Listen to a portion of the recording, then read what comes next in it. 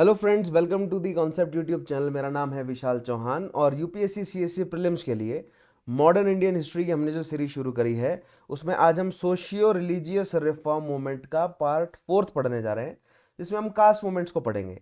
यानी सत्य शोधक समाज, एसएनडीपी, उसके अलावा अंबेडकर साहब का क्या रोल रहा, राइट। सो इन सारे कास्ट मूवमेंट्स को आज हम समझने की कोशिश करेंगे। सोशियो रिलीजियस रिफॉर्म मूवमेंट में हम पार्ट 1, पार्ट 2 और पार्ट 3 जो है वो कवर कर चुके हैं, जिसमें पार्ट 1 में मैंने आपको सोशियो रिलीजियस रिफॉर्म मूवमेंट्स क्या हैं और ब्रह्मो समाज के बारे में समझाया था। पार्ट 2 में आर्य समाज, वैश्य समाज, थियोसॉफिकल सोसाइटीज और इस तरह के काफी सारे सोशियो रिलीजियस रिफॉर्म मूवमेंट हमने देखे थे। पार्ट 3 में हमने Islamic reform and revivalist movement, Sikh reform and revivalist movement और जोरोएस्ट्रियन मूवमेंट्स के बारे में हमने समझा था। और आज पार्ट फोर्थ है, जिसमें आज हम कास्ट मूवमेंट्स के बारे में समझने जा रहे हैं, राइट। लेकिन आज के टॉपिक पर बढ़ने से पहले मैं स्टूडेंट्स को बताना चाहूंगा कि ये जो प्रीवियस सेशंस हैं, अगर आपने नहीं देखे हैं तो इनको थॉरली फॉलो करें। उसके अलावा एंशिएंट और मेडिवल की सीरीज में कवर करा चुका हूं, राइट। कल्चर और मॉडर्न की सीरीज अभी हमारी चल रही है यूट्यूब पर, कॉन्सेप्ट चैनल पर। प्री ओरिएंटेड सीरीज है ये सारी। सो मेक श्योर कि आप इन सभी सेशंस को देखें, थॉरली फॉलो करें। इनमें जो सवाल मैंने पूछे हैं उन सवालों के जवाब मुझे कमेंट में दें और अपना फीडबैक जरूर प्रोवाइड करें कि ये सेशंस आपको कैसे लगते हैं, अच्छे लगते हैं, बुरे लगते हैं, या जैसा भी आप फील करते हैं। ऑलराइट। उसके अलावा इन सभी सेशंस के पीडीएफ आपको कहां से मिलेंगे? पीडीएफ मिलेंगे आपको मेरे Telegram channel Chauhan sir history. उसके अलावा सभी स्पेशल क्लासेस के लिंक, इन स्पेशल क्लासेस में मैं आपको प्रीवियस ईयर क्वेश्चन की सीरीज कवर करा चुका हूं। मोस्ट इंपॉर्टेंट क्वेश्चन की सीरीज हमारी चल रही है और अभी रिसेंटली मैंने कुछ नए सेशंस भी लेने शुरू करे हैं। सो मेक श्योर कि आप स्पेशल क्लासेस में आए, कहीं ऐसा ना हो कि सीरीज आपकी मिस हो जाए। क्योंकि अभी जैसे कि मैंने आपको बताया कि जैसे ये जो थर्ड पार्ट था सोशल रिलीजियस रिफॉर्म मूवमेंट का, ये मैंने स्पेशल क्लास में लिया है। अब आगे भी बहुत सारे ऐसे सेशंस आएंगे जो मैं स्पेशल क्लासेस में लूंगा। सो मेक श्योर कि आप स्पेशल क्लासेस से जुड़े। टेलीग्राम चैनल पर आपको स्पेशल क्लासेस के लिंक मिल जाएंगे। उसके अलावा आपका कोई भी डाउट होता है तो आप मुझे डीएम कर सकते हैं इंस्टाग्राम पर, इसी सेम नाम से आपको मैं इंस्टाग्राम पर भी मिल जाऊंगा, ठीक है। उसके अलावा इन अगर आप अपने घर के कंफर्ट में बैठकर यूपीएससी सीएससी के लिए थॉरली प्रिपेयर करना चाहते हैं तो अनअकैडमी लेकर आया आपके लिए subscription plans plus and iconic, जिसमें प्लस प्लान में आपको डेली की live classes, highly structured course, live test और क्विजेज और unlimited access to the content मिलता है। और प्लस से ऑलवेज बेटर रहते हैं आइकॉनिक प्लान्स, क्योंकि आइकॉनिक प्लान्स में आपको personal guidance, test analysis, expert guideline, study material और स्टडी प्लानर एडिशनल फीचर मिलते हैं। इंडिया के टॉप एजुकेटर्स से पढ़ने को आपको मौका मिलता है अगर आप सब्सक्राइब करते हैं अनअकैडमी के प्लस या आइकॉनिक प्लान्स को, राइट। और वीकली 1-on-1 पर्सनल मेंटरिंग, बहुत बेहतरीन इनिशिएटिव है अनअकैडमी का, जिसमें इंडिया के टॉप एजुकेटर्स, मेंटर्स से आपको 1-on-1 जो है वो मेंटरिंग लेने का मौका मिलता है। लिमिटेड सीट्स हैं केवल 100 स्टूडेंट्स के लिए। उसके अलावा कॉम्बो प्राइजेस रिवील हो चुके हैं। 25% प्लस 10% आपको डिस्काउंट मिल सकता है अगर आप जीएस प्लस ऑप्शनल को सब्सक्राइब करते हैं, right. So if you are planning on getting a subscription, so this is the right time to get a subscription. क्योंकि अभी जीएस प्लस ऑप्शनल पे देखिएगा 1 साल, 2 साल और 3 साल के लिए कितने लुक्रेटिव प्राइसेस हैं। और iconic GS plus optional, iconic में ऑब्वियसली फीचर ज्यादा है, 1 ईयर, 2 ईयर और 3 ईयर के लिए ये यहाँ पर आपको प्राइसेस अवेलेबल हैं। मेक श्योर कि आप कोड मेरा यूज करें, चौहान सर हिस्ट्री, ताकि आपको मिले 10% डिस्काउंट और मुझे मिले आप लोगों का सपोर्ट। उसके अलावा जून 16th, अभी जो 16th है, इस तक महा ऑफर जो है वो वैलिड रहेगा। 1 ईयर के प्लान पर आपको मेंस 2022 तक वैलिड रहेगा ऑफर। 2 ईयर के प्लान में मेन 2023 तक वैलिड रहेगा। सो मेक श्योर कि आप सब्सक्राइब करें, ऑलराइट। ये जो लर्निंग वीक चल रहा है 10 से 16 जून में, इसमें महा सब्सक्रिप्शन ऑफर है जो मैंने अभी आपको बताया। उसके अलावा कॉम्बो ऑफर है। 10 ऑप्शनल का कार्निवल जो है वो 16 जून से शुरू होने वाला है, राइट। और नोट्स अवेलेबल है हिंदी और इंग्लिश में। ऑप्शनल कार्निवल देख रहे हैं आप, geography, anthropology, sociology, agriculture, history, Hindi literature, public admin, economy, PSIR, psychology, ये ऑप्शनल सब्जेक्ट्स पर जो है वो लेक्चर्स शुरू होने वाले हैं। मेक श्योर कि आप सब्सक्राइब करें, this is the right time, right.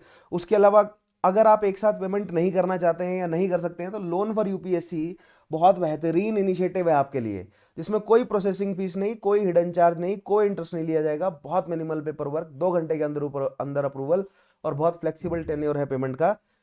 ये लिंक आपको वीडियो के नीचे मिल जाएगा। मेक श्योर डिस्क्रिप्शन में आप इस लिंक को एक्सेस करें और पूरा प्रोसीजर जरूर देखें। उसके अलावा 20 बुक्स का सेट हिंदी और इंग्लिश दोनों में अवेलेबल है।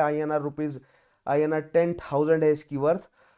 100% सिलेबस कंप्लीट है, हाईली स्ट्रक्चर्ड कोर्स और यूपीएससी के टॉप मेंटर्स की मदद से ये सेट किया गया है मटेरियल। ऑलराइट, उसके अलावा 1 ईयर के बैचेस, 2 ईयर के batches, NCERT batches, Phoenix batches शुरू हो रहे हैं।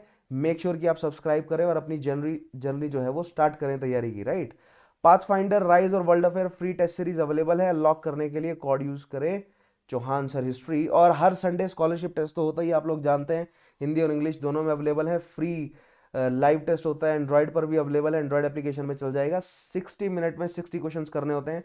4 करोड़ के पूल में से आपको स्कॉलरशिप मिलती है।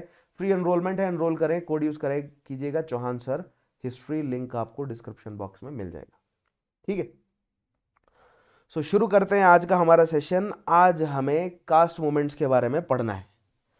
तो अभी तक मॉडर्न हिस्ट्री में हमने क्या क्या कवर किया, एक बार फिर से मैं आपको एक बहुत जल्दी से एक बैकग्राउंड तैयार कर देता हूं। राइट, सो 18th सेंचुरी इंडिया और 19th सेंचुरी इंडिया की कहानी हम देख रहे हैं अभी।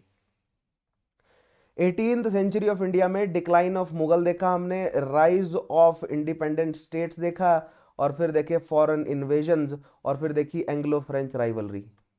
ठीक है, इससे हुआ क्या, इंडिपेंडेंट स्टेट्स में मराठे और एंग्लो फ्रेंच से एंग्लो इंग्लिश, मराठे और इंग्लिश जो है वो आपस में टकराए, और ब्रिटिशर्स जो है वो फाइनल मतलब बड़ी शक्ति के रूप में 19th सेंचुरी तक आते आते या 19th सेंचुरी में एंटर करके ब्रिटिशर्स सबसे बड़ी शक्ति के रूप में उभरे। राइट, और 19th सेंचुरी में ब्रिटिशर्स ने मराठों को सबड्यू किया, और जो इंडिया के इंटरनल और एक्सटर्नल जितने भी ब्रिटिशर्स के लिए थ्रेट थे, ऑलमोस्ट सबको जो है वो अंग्रेजों ने सबड्यू किया या कंट्रोल में कर लिया। सिचुएशन जो है वो अपने हिसाब से डिवाइस कर ली उन्होंने इंडिया में। अब इंडिया में जो पॉलिटिकल जो उन्होंने स्ट्रक्चर तैयार किया है उसको चलाकर रखने के लिए इकोनॉमिक और एडमिनिस्ट्रेटिव स्ट्रक्चर्स भी होने चाहिए। तो हमने इकोनॉमिक पॉलिसीज में देखा, 3 इकोनॉमिक फेजेस भी देखे, और डी इंडस्ट्रियलाइजेशन को भी समझा, ड्रेन ऑफ वेल्थ को भी समझा, और जो उन्होंने लैंड रेवेन्यू सिस्टम एस्टेब्लिश किया था उसको भी समझा। और एडमिनिस्ट्रेशन चलाने के लिए सिविल सर्विसेज को एस्टेब्लिश किया गया, पुलिस सर्विसेज को एस्टेब्लिश किया गया, जुडिशरी को एस्टेब्लिश किया गया, रेलवेज को एस्टेब्लिश किया गया, टेलीग्राफ सर्विस को एस्टेब्लिश किया गया। तो ये सारे पॉइंट्स हम ऑलरेडी कवर कर चुके हैं। तो मैंने आपको बताया ना, मॉडर्न को पढ़ने का हमारा फॉर्मूला क्या है, एक्शन और रिएक्शन। मतलब एक बड़ा फॉर्मूला ये है, उसके अलावा और भी होंगे, धीरे धीरे समझाऊंगा। तो एक्शन और रिएक्शन का फॉर्मूला क्या बोलता है कि अंग्रेजों ने क्या किया और भारतीयों ने कैसे रिएक्ट किया। तो 18th सेंचुरी इंडिया में अंग्रेजों ने पॉलिटिकली अधिकरण, पॉलिटिकल कंट्रोल एस्टेब्लिश करने की कोशिश करी, और भारतीयों ने विरोध किया, जिससे वॉर और डिप्लोमेसी के माध्यम से अंग्रेजों ने धीरे धीरे पॉलिटिकल कंट्रोल इंडियन सबकॉन्टिनेंट पर अपना फैलाया। उसके अलावा अंग्रेजों की इकोनॉमिक और एडमिनिस्ट्रेटिव पॉलिसीज के खिलाफ भारतीयों का क्या क्या रिएक्शन है, हमें वो समझना है। जिसमें पहला रिएक्शन हमने सोशियो रिलीजियस रिफॉर्म मूवमेंट्स के तरह हम देखना शुरू करते हैं, है ना। पहला रिएक्शन क्या है, जो इंडियन इंटेलिजेंशिया जो तैयार हुआ है उसने भारत की सोसाइटी को ठीक करने के लिए क्या काम किया।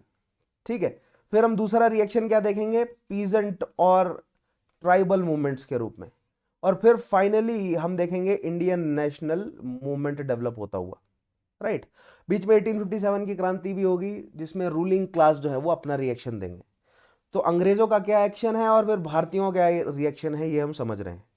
लेकिन इंडिया की सोसाइटी में, मैंने आपको बताया ना, सोशियो रिलीजियस रिफॉर्म मूवमेंट्स हम पढ़ रहे हैं।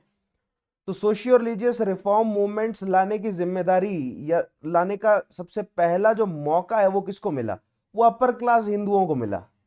ठीक है, बंगाल से शुरू हुई है कहानी, और बंगाल के अपर क्लास हिंदू जो ब्राह्मण फैमिलीज हैं, रॉय है, जो रॉय फैमिली है, सेन फैमिली है, या टैगोर फैमिलीज है, वहां से हमें रिफॉर्मर्स निकलते हुए नजर आए। लेकिन जल्द ही ये वेस्टर्न जो एजुकेशन है, वेस्टर्न जो आइडियाज है, वो इंडिया के अन्य कास्ट और खास तौर पे जो वर्ण व्यवस्था की वजह से जो ओप्रेस्ड या डिप्रेस्ड जो क्लासेस हैं उन तक वेस्टर्न आइडियाज पहुंचे, और ओप्रेस्ड और डिप्रेस्ड क्लासेस जब मेन स्ट्रीम में जुड़ना शुरू किया उन्होंने, तो उन्होंने समझा कि हमें जो है वो अपने लोगों को, जो डिप्रेस्ड क्लासेस है, उनको बाहर निकालना पड़ेगा इस पूरे के पूरे, आप कह सकते हैं कि जो ऑपरेशन का जो साइकिल चल रहा है पिछले 2-2.5 हजार साल से। राइट, सो उसके रिजल्ट में हमें एक रिएक्शन देखने को मिलता है कास्ट मूवमेंट्स के रूप में। तो अभी तक हम मूवमेंट्स कहां कहां एस्टेब्लिश कर चुके हैं, हमने बंगाल प्रेसिडेंसी, मद्रास प्रेसिडेंसी और बॉम्बे प्रेसिडेंसी में, उसके अलावा पंजाब के एरिया में हमने आर्य समाज डेवलप होता हुआ देखा, Ahmadiyya movement, Wahhabi movement, Islamic reform movements या रिवाइवलिस्ट मूवमेंट हमने समझे थे ना, राइट। उसके अलावा आज हम समझने की कोशिश करते हैं कि जो भारत की डिप्रेस्ड क्लासेस से बिलोंग करते हैं लोग, राइट, वो जब मेन स्ट्रीम इंटेलिजेंशिया में जुड़ते हैं, उनको जब वेस्टर्न तर्ज पर एजुकेशन मिलती है और वेस्टर्न आइडियाज उन्हें समझ आते हैं, वो जब एनलाइटेंड होते हैं या जब अवेयर होते हैं अपनी सिचुएशन को लेकर, तो कैसे विरोध करते हैं और कैसे अपनी बातें सामने रखते हैं कि नहीं, हमें भी सोसाइटी में वही बराबर का दर्जा चाहिए, या हमें जो है वो इस ऑपरेशन के उनके ऊपर जो एट्रोसिटीज हो रही हैं, उनके साथ जो आप ये कह सकते हैं कि बहुत लंबे समय से उनके साथ जो बहुत गलत व्यवहार कर रहा है सोसाइटी, राइट, उनको सोशियो इकोनॉमिक ऑपरेशन में रखा जा रहा है, हिस्टोरिकल है, और वो राइट हिस्टोरिकल है, 2-2.5 हजार साल से चल रहा है, तो उससे किस तरह बाहर निकालने की कोशिश की गई, आज हमें ये समझना है ना। तो शुरू करते हैं सबसे पहले सत्य शोधक समाज से। तो सत्य शोधक समाज आप लोग जानते हैं, ज्योतिबा गोविंदराव फूले साहब ने सत्य शोधक समाज को शुरू किया। लेकिन सत्य शोधक समाज के शुरू होने से पहले, ये तो एज एन ऑर्गेनाइजेशन है ना, इससे पहले ज्योतिबा गोविंदराव फूले साहब ने अपने जिस लेवल पर वो कर सकते थे, उन्होंने जो है वो जो डिप्रेस्ड क्लासेस हैं, जिनको दलित बाद में कहा गया, अब ये दलित शब्द कैसे हुआ है, कैसे डेवलप हुआ है, डिप्रेस्ड क्लासेस हम किन्हें कहते हैं, शेड्यूल्ड कास्ट्स क्या हैं, राइट, उनके बारे में हम धीरे धीरे डेवलप करेंगे वो सारे कॉन्सेप्ट्स। लेकिन अभी इतना समझ लीजिए, वर्ण व्यवस्था के हिसाब से जिन्हें शूद्र कहा गया, जिन जातियों को शूद्र वर्ण में रखा गया है, राइट, उन कास्ट के अपलिफ्टमेंट के लिए ज्योतिबा फूले ने, जब से वो अपनी मतलब जब से इंडिपेंडेंट हुए वो या एजुकेट हुए, तब से उन्होंने काम करना शुरू कर दिया, और अपनी वाइफ के साथ मिलकर, सावित्रीबाई के साथ मिलकर उन्होंने ये काम किया, राइट। इन वेस्टर्न इंडिया, खासतौर पे महाराष्ट्र वाले रीजन में, Jyotiba Govindrao Phule struggled from upliftment of lower caste and founded Satya Shodhak समाज इन 1873। लेकिन 1850s और खासतौर पे 1848 में उन्होंने सबसे पहले लड़कियों के एजुकेशन के लिए इंस्टीट्यूशन एक एस्टेब्लिश किया, ठीक है, जिसमें डिस्प्यूट है। वो मतलब ज्योतिराव फूले ने खुद जो है वो गुलामगिरी में लिखा है कि वो अपर कास्ट हिंदू लड़कियां उसमें पहले पढ़ने आई थी, और फिर बाद में मेंशन किया गया है कि उसमें दलित लड़कियां भी पढ़ने आ सकी थी उन इंस्टीट्यूशंस में। लेकिन पॉइंट ये है कि सत्य शोधक समाज के एस्टेब्लिश होने से पहले से ही, काफी समय पहले से ही ज्योतिबा फूले एक्टिविज्म में उतर गए थे। अब ये एक स्टूडेंट ने मेरे से पूछा था कि सर ये फूले टाइटल इनके साथ कैसे जुड़ा है, जबकि इनका सरनेम था गोरहे, ठीक है, जो एक्चुअल सरनेम था ज्योतिबा गोविंदराव का, वो था गोरहे, और ये माली कास्ट से बिलोंग करते थे, राइट, और जो माली क्लास है वो वर्ण व्यवस्था के हिसाब से शूद्र वर्ण में आती है। और फूले नाम इनके साथ इसलिए जुड़ा क्योंकि जब ये पुणे शहर में मूव किया इन्होंने, और पुणे में इन्होंने फूल बेचना और मतलब फूलों की ट्रेडिंग शुरू करी, तो वहां से फूले टाइटल इनके नाम के साथ जुड़ गया, right. Phule strongly criticise the Brahmanical domination in the name of religion. अब यहां पर देखिए प्रॉब्लम क्या है महाराष्ट्र की सोसाइटी की उस समय की, ठीक है। महाराष्ट्र की सोसाइटी की प्रॉब्लम ये है, जो कि भारत की लगभग हर जगह की सोसाइटी की है, जो हिंदू डोमिनेटेड सोसाइटीज है जहां पर, राइट, वो है वर्ण व्यवस्था। वर्ण व्यवस्था के हिसाब से जो ब्राह्मणिकल, क्षत्रिय और वैश्य जो वर्ण हैं, उनको उनको ज्यादा शक्तियां हैं एज कंपेयर टू शूद्र। और शूद्र जो कि काफी बड़ा हिस्सा है पॉपुलेशन का, शूद्र लोग, और जो सारे काम कर रहे हैं, है ना, मतलब सारे जो लेबर जो है ना, मैनुअल लेबर जो है वो सारा शूद्र कर रहा है, राइट। और सोसाइटी के बहुत छोटा सा परसेंट वाइज देखें, पॉपुलेशन परसेंट वाइज, तो जो ब्राह्मणिकल वर्ण में आती है जनता वो बहुत छोटी है, लेकिन सारी शक्ति जो है वो उनके हाथ में है, क्योंकि रूलिंग क्लास महाराष्ट्र की या मराठों की रूलिंग क्लास जो है वो खुद एक ब्राह्मण फैमिली से बिलोंग करती है। पेशवाज की बात कर रहा हूं मैं, ठीक है। आप मुझे कौन से ब्राह्मण हैं वो तुरंत कमेंट में बताइएगा, ठीक है, नाम याद रखना उनका जरूरी है, आगे मैं आपको समझाऊंगा, मेंस में बहुत इंपॉर्टेंट हो जाता है वो कॉन्सेप्ट समझना, right. The samaj aim to do social service and spread education among women and lower caste. अब देखिए, वर्ण व्यवस्था के हिसाब से या हिंदू सोसाइटी के हिसाब से सबसे ज्यादा डाउन ट्रॉडन कौन है? सो दो तरह के सोसाइटी के एलिमेंट्स, वुमेन और शूद्र सबसे ज्यादा पिसे हुए हैं। ठीक है, क्योंकि अगर आप मनुस्मृति की बात माने तो जैसे मैंने आपको बताया था ना कि अगर शूद्रों के साथ तो बहुत बुरा व्यवहार किया गया ओवर द पीरियड, राइट। और अगर आप ऋग्वैदिक पीरियड से ही देखें तो दस्यु हत्या को आर्य अगर दस्यु हत्या करता है तो कोई जुर्म नहीं है वो, राइट। कोई वो पाप नहीं लगेगा आर्य को अगर वो दस्यु हत्या करता है तो शूद्रों के साथ ऋग्वैदिक पीरियड और लेटर वैदिक पीरियड से ही बहुत बुरा व्यवहार होता रहा है और उनकी हालत बद से बदतर है।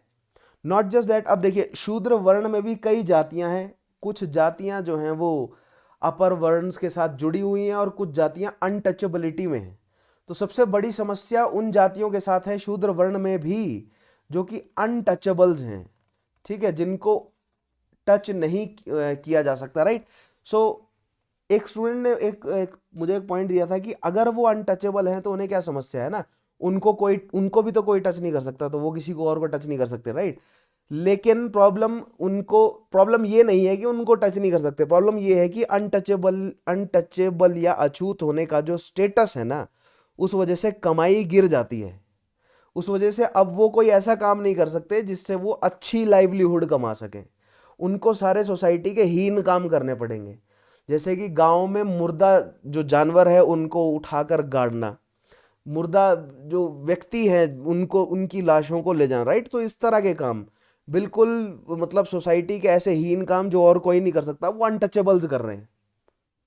ठीक है, तो जो स्टूडेंट ने एक बार उन्होंने सही सोचा था कि अगर अनटचेबल को कोई टच नहीं कर सकता तो अगर वो किसी और को टच नहीं कर सकते तो दूसरे भी उनको नहीं टच कर सकते, तो क्या प्रॉब्लम है ना, मतलब टच ना करने से क्या प्रॉब्लम है। बट इट्स नॉट अबाउट कि उन वो मतलब कोई उन्हें टच नहीं कर सकता, इट्स अबाउट कि स्टेटस गिर जाता है और फिर वो अच्छी लाइवलीहुड नहीं कमा सकते। ठीक है, और सोसाइटी में साइड लाइन कर दिया जाता है उन्हें, सोसाइटी के बेनिफिट्स उन्हें नहीं मिल पाते कोई भी, राइट। उसके अलावा दूसरा वुमेन, अब वुमेन को जो है वो पर्दे, मैंने बोला ना ऋग्वैदिक पीरियड के बाद से तो वुमेन की सिचुएशन गिरती ही गई जब तक राजा राम मोहन रॉय ने एफर्ट्स करने शुरू नहीं किए। ठीक है, तो ईस्ट में राजा राम मोहन रॉय और वेस्ट में ज्योतिबा फूले और उनकी वाइफ सावित्री फूले, ठीक है, उन्होंने एफर्ट्स करने शुरू किए। The samaj was to achieve social justice for weaker sections of society, weaker section of society, right. अब इन्होंने मतलब देखिए जितने भी डाउन ट्रॉडन हैं, अब डाउन ट्रॉडन में केवल ऐसी कास्ट, सिर्फ वो कास्ट ही नहीं आएंगी, उसके अलावा और भी, जरूरी नहीं है कि केवल हिंदू समाज ही, अन्य जो नॉन हिंदूज हैं अगर वो भी डाउन ट्रॉडन है तो उनको भी अपलिफ्टमेंट करो, right. Phule opened a number of schools and orphanage homes for children belonging to all caste, और सबसे पहले उन्होंने 1848 में जो है वो सबसे पहला स्कूल खोला अपनी कैपेसिटी में, फिर वो बंद हो गया, फिर उसके बाद उन्होंने फिर से कोशिश करी है स्कूल खोलने की। He was also critical of Indian national Congress for neglecting the weaker section, Indian national Congress को क्रिटिसाइज किया उन्होंने, क्यों? क्योंकि इंडियन नेशनल कांग्रेस जो है वो वीकर सेक्शंस को साथ में लेकर नहीं चल रही थी। ठीक है, समझाऊंगा आगे जब हम इंडियन नेशनल कांग्रेस में जाएंगे। हिज राइटिंग इंक्लूड, अब देखिए बहुत इंपॉर्टेंट है, धर्म तृतीया रत्न, इशारा, लाइफ ऑफ शिवाजी, गुलामगिरी, सार्वजनिक सत्य धर्म, बहुत इंपॉर्टेंट वर्क्स हैं ज्योतिबा फूले के, इन पर डायरेक्ट सवाल बनते हैं। ठीक है, सो सत्य शोधक समाज के बारे में आप ध्यान रखेंगे कि सत्य शोधक समाज डाउन ट्रॉडन्स के लिए काम कर रहा है सोसाइटी के, irrespective of their religion, irrespective of their gender, irrespective of their caste. If they are oppressed by upper classes or the kuleen or the elites of the society, if they need upliftment, Jyotiba Phule provided that upliftment by opening many orphanages, many schools, educational institutions. Those institutions provided education to the widows, specially the young widows, right. उसके अलावा और जो दलित population है उनको main stream से जोड़ने का काम उन्होंने शुरू किया। ज्योतिबा फूले खुद जो है वो काफ़ी, मतलब बचपन में प्राइमरी एजुकेशन लेने के बाद स्कूल उनसे छुड़वा दिया गया, बट स्टिल उनके आस पड़ोस के जो लोग थे उन्होंने देखा कि नहीं, ये बच्चा जो है वो पढ़ने लिखने में तेज़ है, फिर उन्होंने जो है वो अपनी इंग्लिश एजुकेशन पूरी करी। इंग्लिश एजुकेशन पूरी करने के बाद जल्दी उनका विवाह हो गया था, तो उन्होंने अपनी वाइफ को भी पढ़ाया, सावित्री फुले को, और फिर उन्होंने एक्टिविज्म करना जो है वो शुरू कर दिया। ठीक है, नेक्स्ट देखते हैं एसएनडीपी, श्री नारायण धर्म परिपालन मूवमेंट, दैट इज एसएनडीपी। अब ये भी देखिए, जहां पर भी आप देखेंगे ना, अब मैंने आपको बताया 19th सेंचुरी का जितना भी इंटेलिजेंशिया है, मैंने अभी तक आपको क्या बताया था, वो इंटेलिजेंशिया जो है ना वो आपको ब्राह्मण क्लासेस, ब्राह्मण वर्ण में से, या ब्राह्मण आपको दिखेंगे वो, है ना, ब्राह्मण मतलब क्या बोलते हैं, वर्ण व्यवस्था के हिसाब से ब्राह्मण वर्ण से निकलते हुए आएंगे आपको वो, राइट, जो कि हमने बंगाल में भी देखा, उससे पहले हमने महाराष्ट्र वाले रीजन में भी देखा। लेकिन मैंने आपको बताया ना कि मेन स्ट्रीम ये जो वेस्टर्न एजुकेशन है, इसके साथ धीरे धीरे जो ओप्रेस्ड क्लासेस है वो लोग भी जुड़े। उन लोगों ने भी जो है वो वेस्टर्न एजुकेशन या वेस्टर्न आइडियाज समझे, और फिर उन्होंने अपने जो डिप्रेस्ड साथी है उनके अपलिफ्टमेंट के लिए काम किया, और उसी का ही एग्जाम्पल है। सो देखिएगा, यहां पर उन्होंने अपने डिप्रेस्ड क्लासेस का अपलिफ्टमेंट भी किया और ओप्रेसर्स का विरोध भी किया। देखिए, अगर आप ओप्रेसर्स का विरोध नहीं कर रहे हैं तो आप अपलिफ्टमेंट नहीं कर सकते।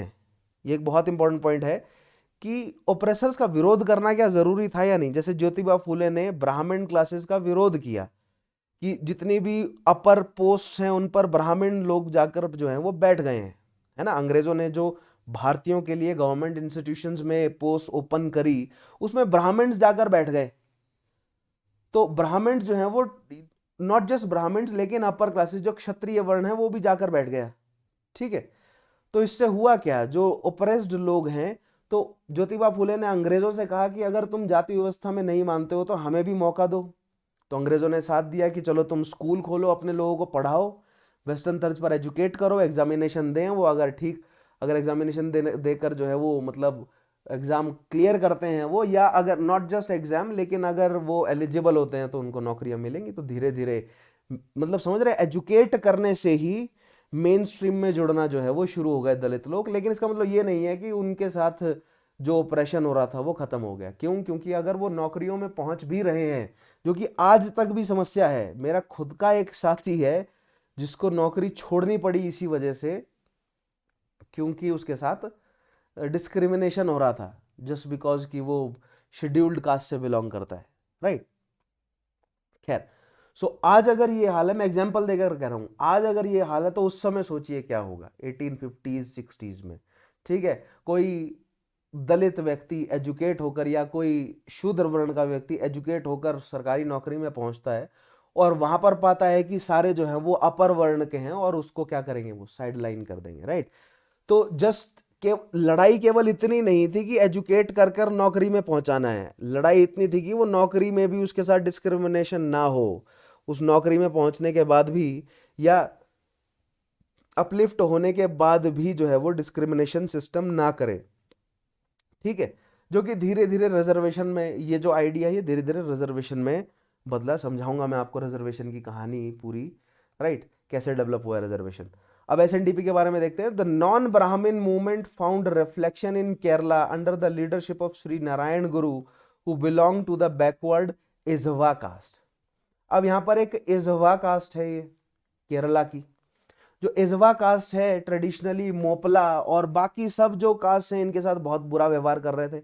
जीवनी का कोई खासा स्रोत था नहीं, भुखमरी से इनकी जनता जो है वो मर रही थी, राइट। तो श्री नारायण गुरु एजुकेट हुए वेस्टर्न तर्ज पे भी, और उन्होंने अपने ग्रंथ वगैरह भी पढ़े, और उन्होंने ये समझा कि ये सब तो जो ब्राह्मण मतलब वर्ण है, इन्होंने जो कानून बनाए हुए हैं ये तो ऑपरेशन के हैं, और ऐसा हमारे ग्रंथों में कहीं नहीं लिखा हुआ है इतना एलोबरेशन में, खासतौर पे वेदों और उपनिषदों में। ठीक है, तो वहां से उन्होंने काम करना शुरू किया। दक्षिण भारत में भी केरला और तमिलनाडु में एसएनडीपी फैला है। ही एस्टेब्लिश एसएनडीपी योगम with its branches outside the Kerala state also. SNDP worked for the upliftment of Ezhava and also root out the practice of untouchability.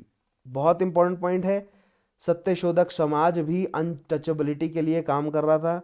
ठीक है, एसएनडीपी भी अनटचेबिलिटी के लिए काम कर रहा था। तो एक बहुत बड़ी समस्या थी अनटचेबिलिटी।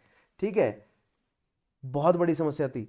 आज हमें जो सोसाइटी में अनटचेबिलिटी बहुत कम हो गई है, समझ रहे हैं, मतलब ये एक ऐसी बीमारी थी जो कि बहुत कम हो गई है, बट अभी भी है कहीं ना कहीं। It fought for right of lower caste to get admission into schools and enter the temples। अब यहां पर एक और बात, सत्य शोधक समाज ने भी ये एफर्ट्स करे हैं कि टेम्पल में एंट्री कराई जाए, किनकी, जो सपोजिट डिप्रेस, जो सपोजिट शूद्र हैं, जो निम्न जातियां जिनको कहा गया, राइट, उनको टेम्पल में एंट्री मिले। क्या भगवान उनके नहीं है? ठीक है, क्या ठेका केवल अपर क्लासेस का ही है? ऐसा इन्होंने कहा, राइट। तो टेम्पल में एंट्री कराई जाए, इस तरह के मूवमेंट्स जो है वो एसएनडीपी ने भी किए हैं। तो बहुत इंपॉर्टेंट पॉइंट है ये छोटे छोटे, right. It also advocated for recruitment to government services and political representation. बहुत इंपॉर्टेंट, पॉलिटिकल रिप्रेजेंटेशन की बात पहली बार एसएनडीपी से उठी, ठीक है, कि जो डाउन ट्रोडन्स हैं उनको पॉलिटिकल रिप्रेजेंटेशन भी मिलना चाहिए। Next, Narayan Guru built a number of temples. अब नेक्स्ट चीज, नारायण गुरु ने टेम्पल्स बनवाए। नारायण गुरु ने कहा कि अगर आप अपने टेम्पल्स में हमें एंटर नहीं करने देंगे तो हम अपने टेम्पल्स अलग बना लेंगे, जो कि आज भी एक्टिव है, right, which were declared open to all caste. He also simplified rituals regarding marriage, religious worship and funerals. In 1920 he had associated with Gandhian politics but criticized Gandhi for his faith in Chaturvarna, which he considered the parent of caste system and untouchability। अब देखिए, गांधी जी भी untouchability के खिलाफ काम कर रहे थे, SNDP भी अनटचेबिलिटी के लिए काम कर रहा था, राइट। और गांधीयन आइडियोलॉजी के साथ एसएनडीपी जुड़ा पहले, राइट, लेकिन गांधी जी को क्रिटिसाइज किया एसएनडीपी ने, क्यों? क्योंकि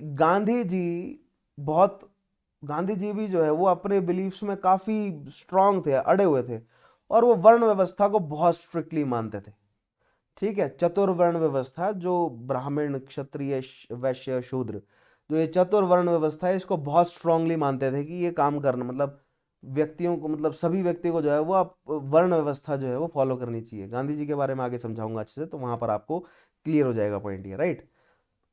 ही गेव न्यू स्लोगन, बहुत इंपॉर्टेंट है, one religion, one cast and one God for Mankind. ये स्लोगन किसने दिया है? तो नारायण गुरु ने। बहुत इंपॉर्टेंट पॉइंट है, डायरेक्ट सवाल बनता है। Subsequently he was drawn towards the communist due to their egalitarian ideology. तो फिर केरला वाले रीजन में आप लोग जानते ही हैं, कम्युनिस्ट पार्टी काफी एक्टिव हुई और एसएनडीपी ने भी कम्युनिस्ट को ज्वाइन किया, ठीक है। नेक्स्ट आता है महाड़ मूवमेंट। अब ये महाड़ मूवमेंट बहुत जो है वो आगे बढ़ा, क्यों?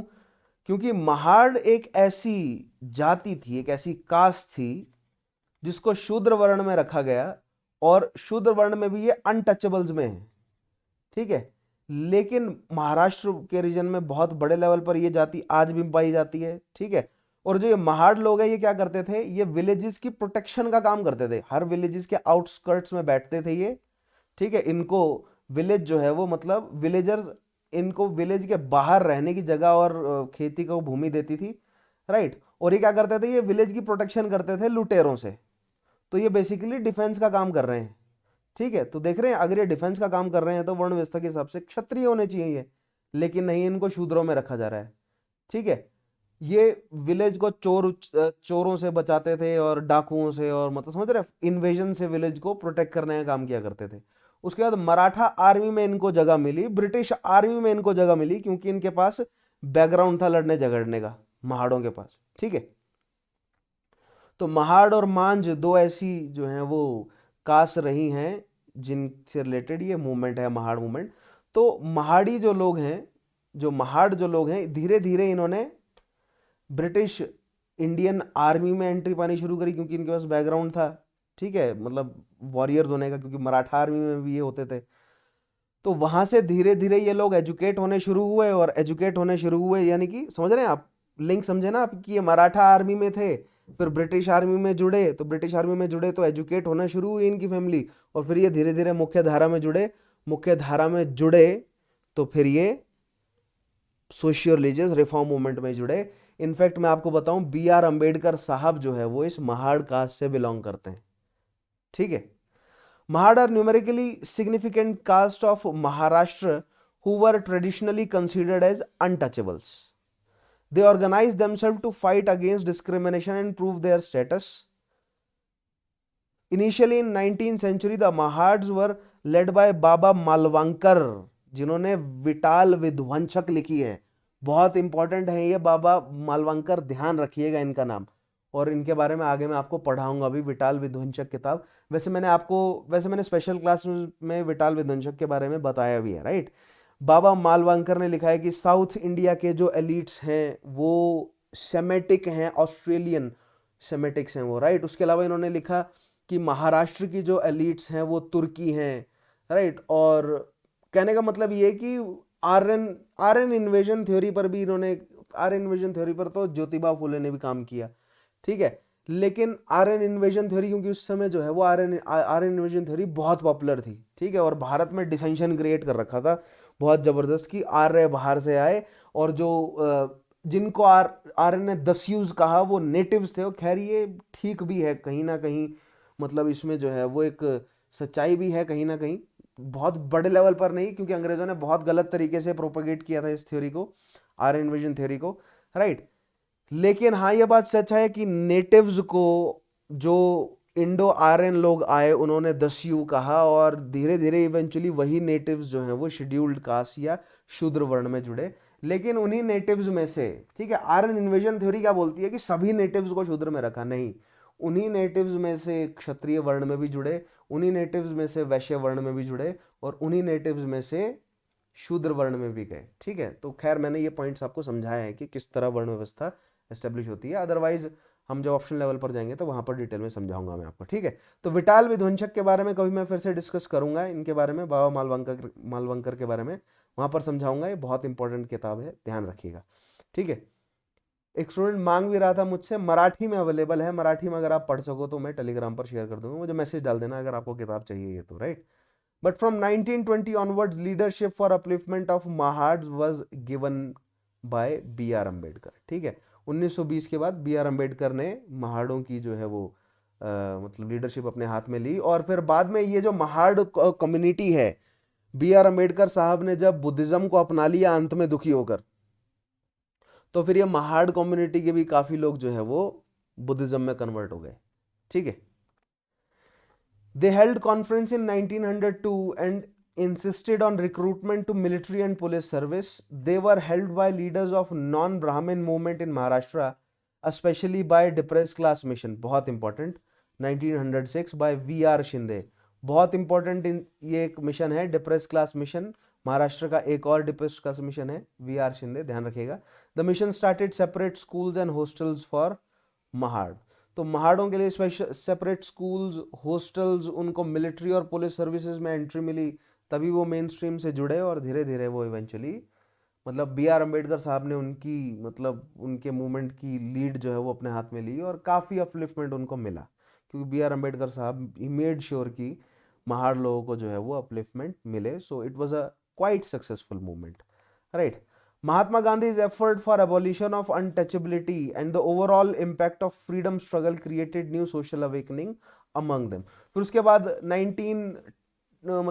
20s वाले डेकेड में जो है वो गांधी जी एक्टिव हो गए, गांधी जी ने अनटचेबिलिटी के लिए काम करना शुरू किया, और महाड़ों के साथ भी गांधी जी जो है वो, महाड़ मूवमेंट के साथ गांधी जी जुड़े, जिससे मूवमेंट ये और स्ट्रांग हुआ। Ambedkar provided a new movement and a radical turn to Mahad movement. He rejected Gandhian approach, relying on change of heart of caste Hindu and of incorporating Harijan in Shudra वर्ण। अब यहां पर देखिए बहुत important point, Gandhi ji क्या कह रहे थे कि जो अपर कास्ट है उनका दिल बदलेगा, मतलब वो उन, देखिए बी आर अम्बेडकर साहब का पॉइंट क्या था कि कानून बनाए जाएं, ऐसे कानून बनाए जाएं जिसके माध्यम से अनटचेबिलिटी का अबॉलिशन, ठीक है, वर्ण व्यवस्था का अबॉलिशन या डिस्क्रिमिनेशन का अबॉलिशन एनफोर्स किया जाए, ठीक है। गांधी जी क्या कह रहे थे कि एनफोर्स करने से घृणा बढ़ेगी, दूरी और बढ़ेगी सोसाइटी में अगर आप एनफोर्स करवाओगे तो।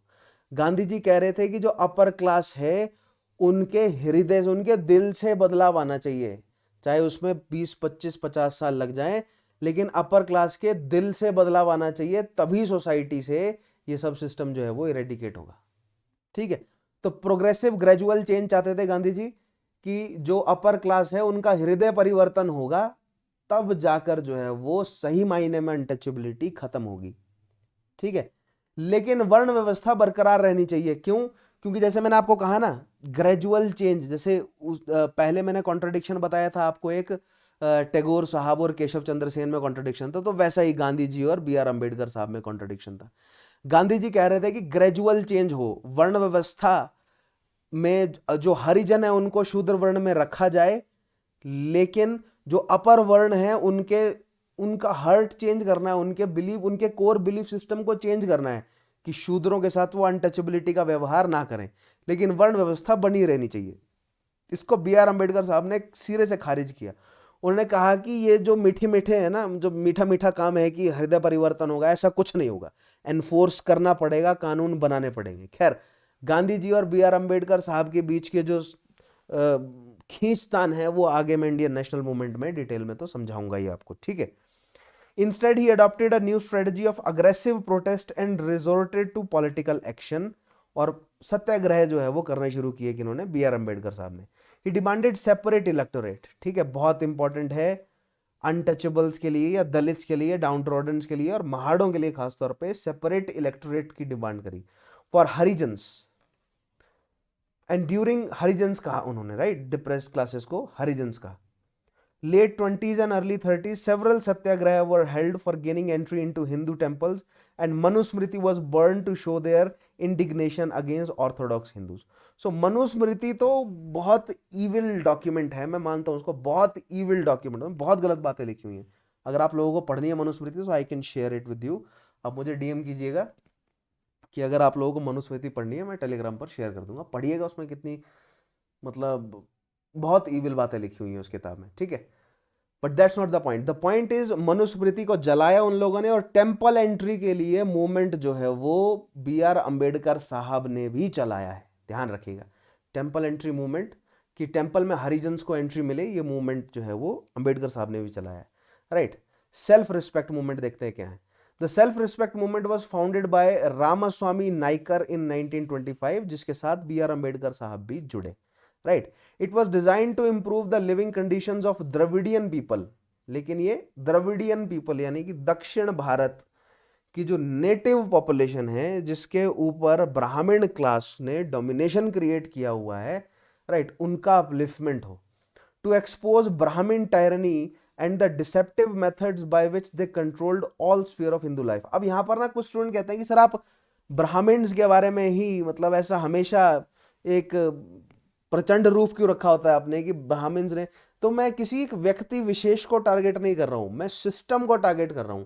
अब अगर कोई ब्राह्मण व्यक्ति डिस्क्रिमिनेशन कर रहा है तो मैं ये नहीं कहूंगा कि वो उसकी गलती है, वो सिस्टम की गलती है, सिस्टम ही ऐसा बना हुआ है। राइट, तो किसी एक व्यक्ति विशेष को टारगेट नहीं किया कर रहा हूं मैं।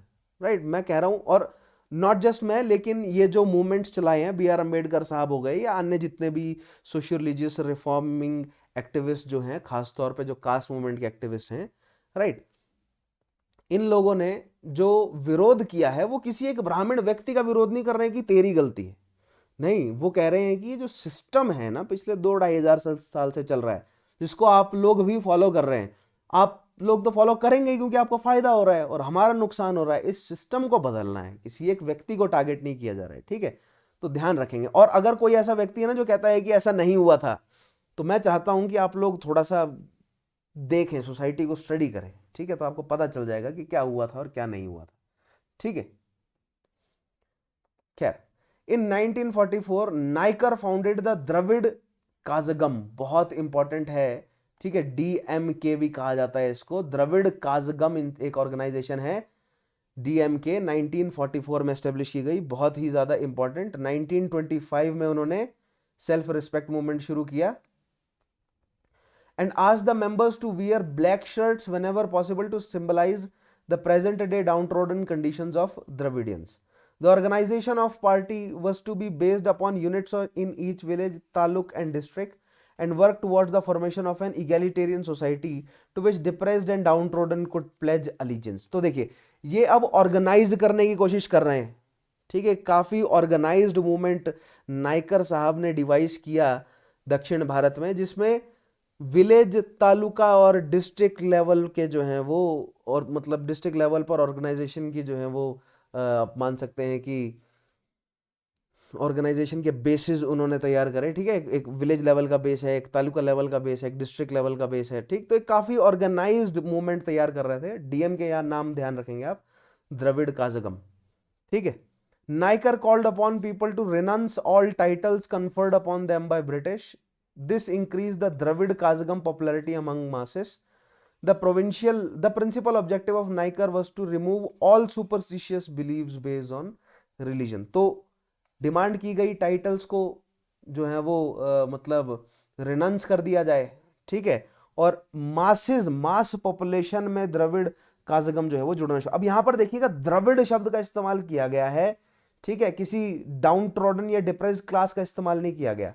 तो जितने भी द्रविड़ भाषा बोलने वाले लोग हैं, द्रविड़ कल्चर फॉलो करने वाले लोग हैं, ठीक है, जो कि ऑपरेशन से परेशान हैं, उन सबको टारगेट करता है।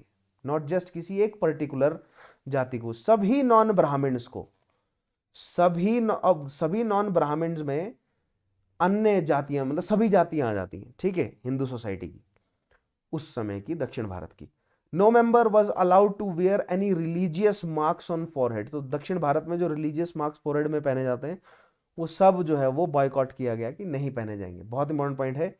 He called upon the non Brahmin community to boycott Brahmins at ceremonies. Brahmins को सभी सेरेमनीज से बॉयकॉट किया जाए।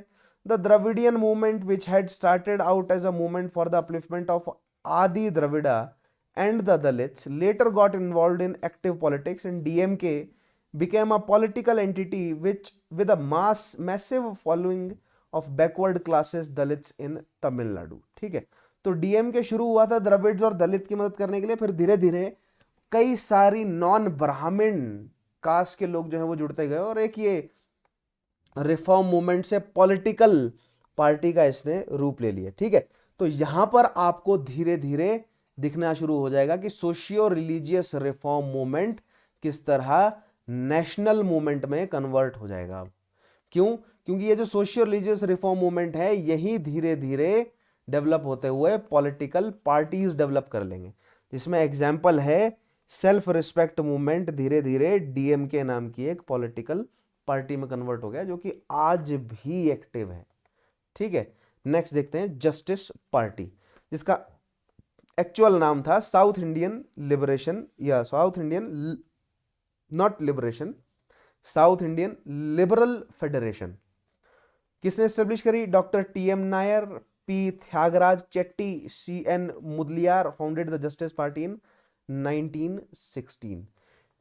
अब जस्टिस किसे दिलाना है? जस्टिस डाउन ट्रॉडन्स को दिलाना है, right. It was resolved to for in a association non Brahmin Hindus under the name of South Indian People's Association। तो नॉन ब्राह्मण हिंदूज का ये एक एसोसिएशन आप देख रहे हैं दक्षिण भारत में, जो ब्राह्मण्स हैं उन्हीं के खिलाफ आवाज उठाई जा रही। अब ये यहां पर ना एक बहुत इंपॉर्टेंट पॉइंट है, ये सारी ऑर्गेनाइजेशन खुल के काम कैसे कर रही थी?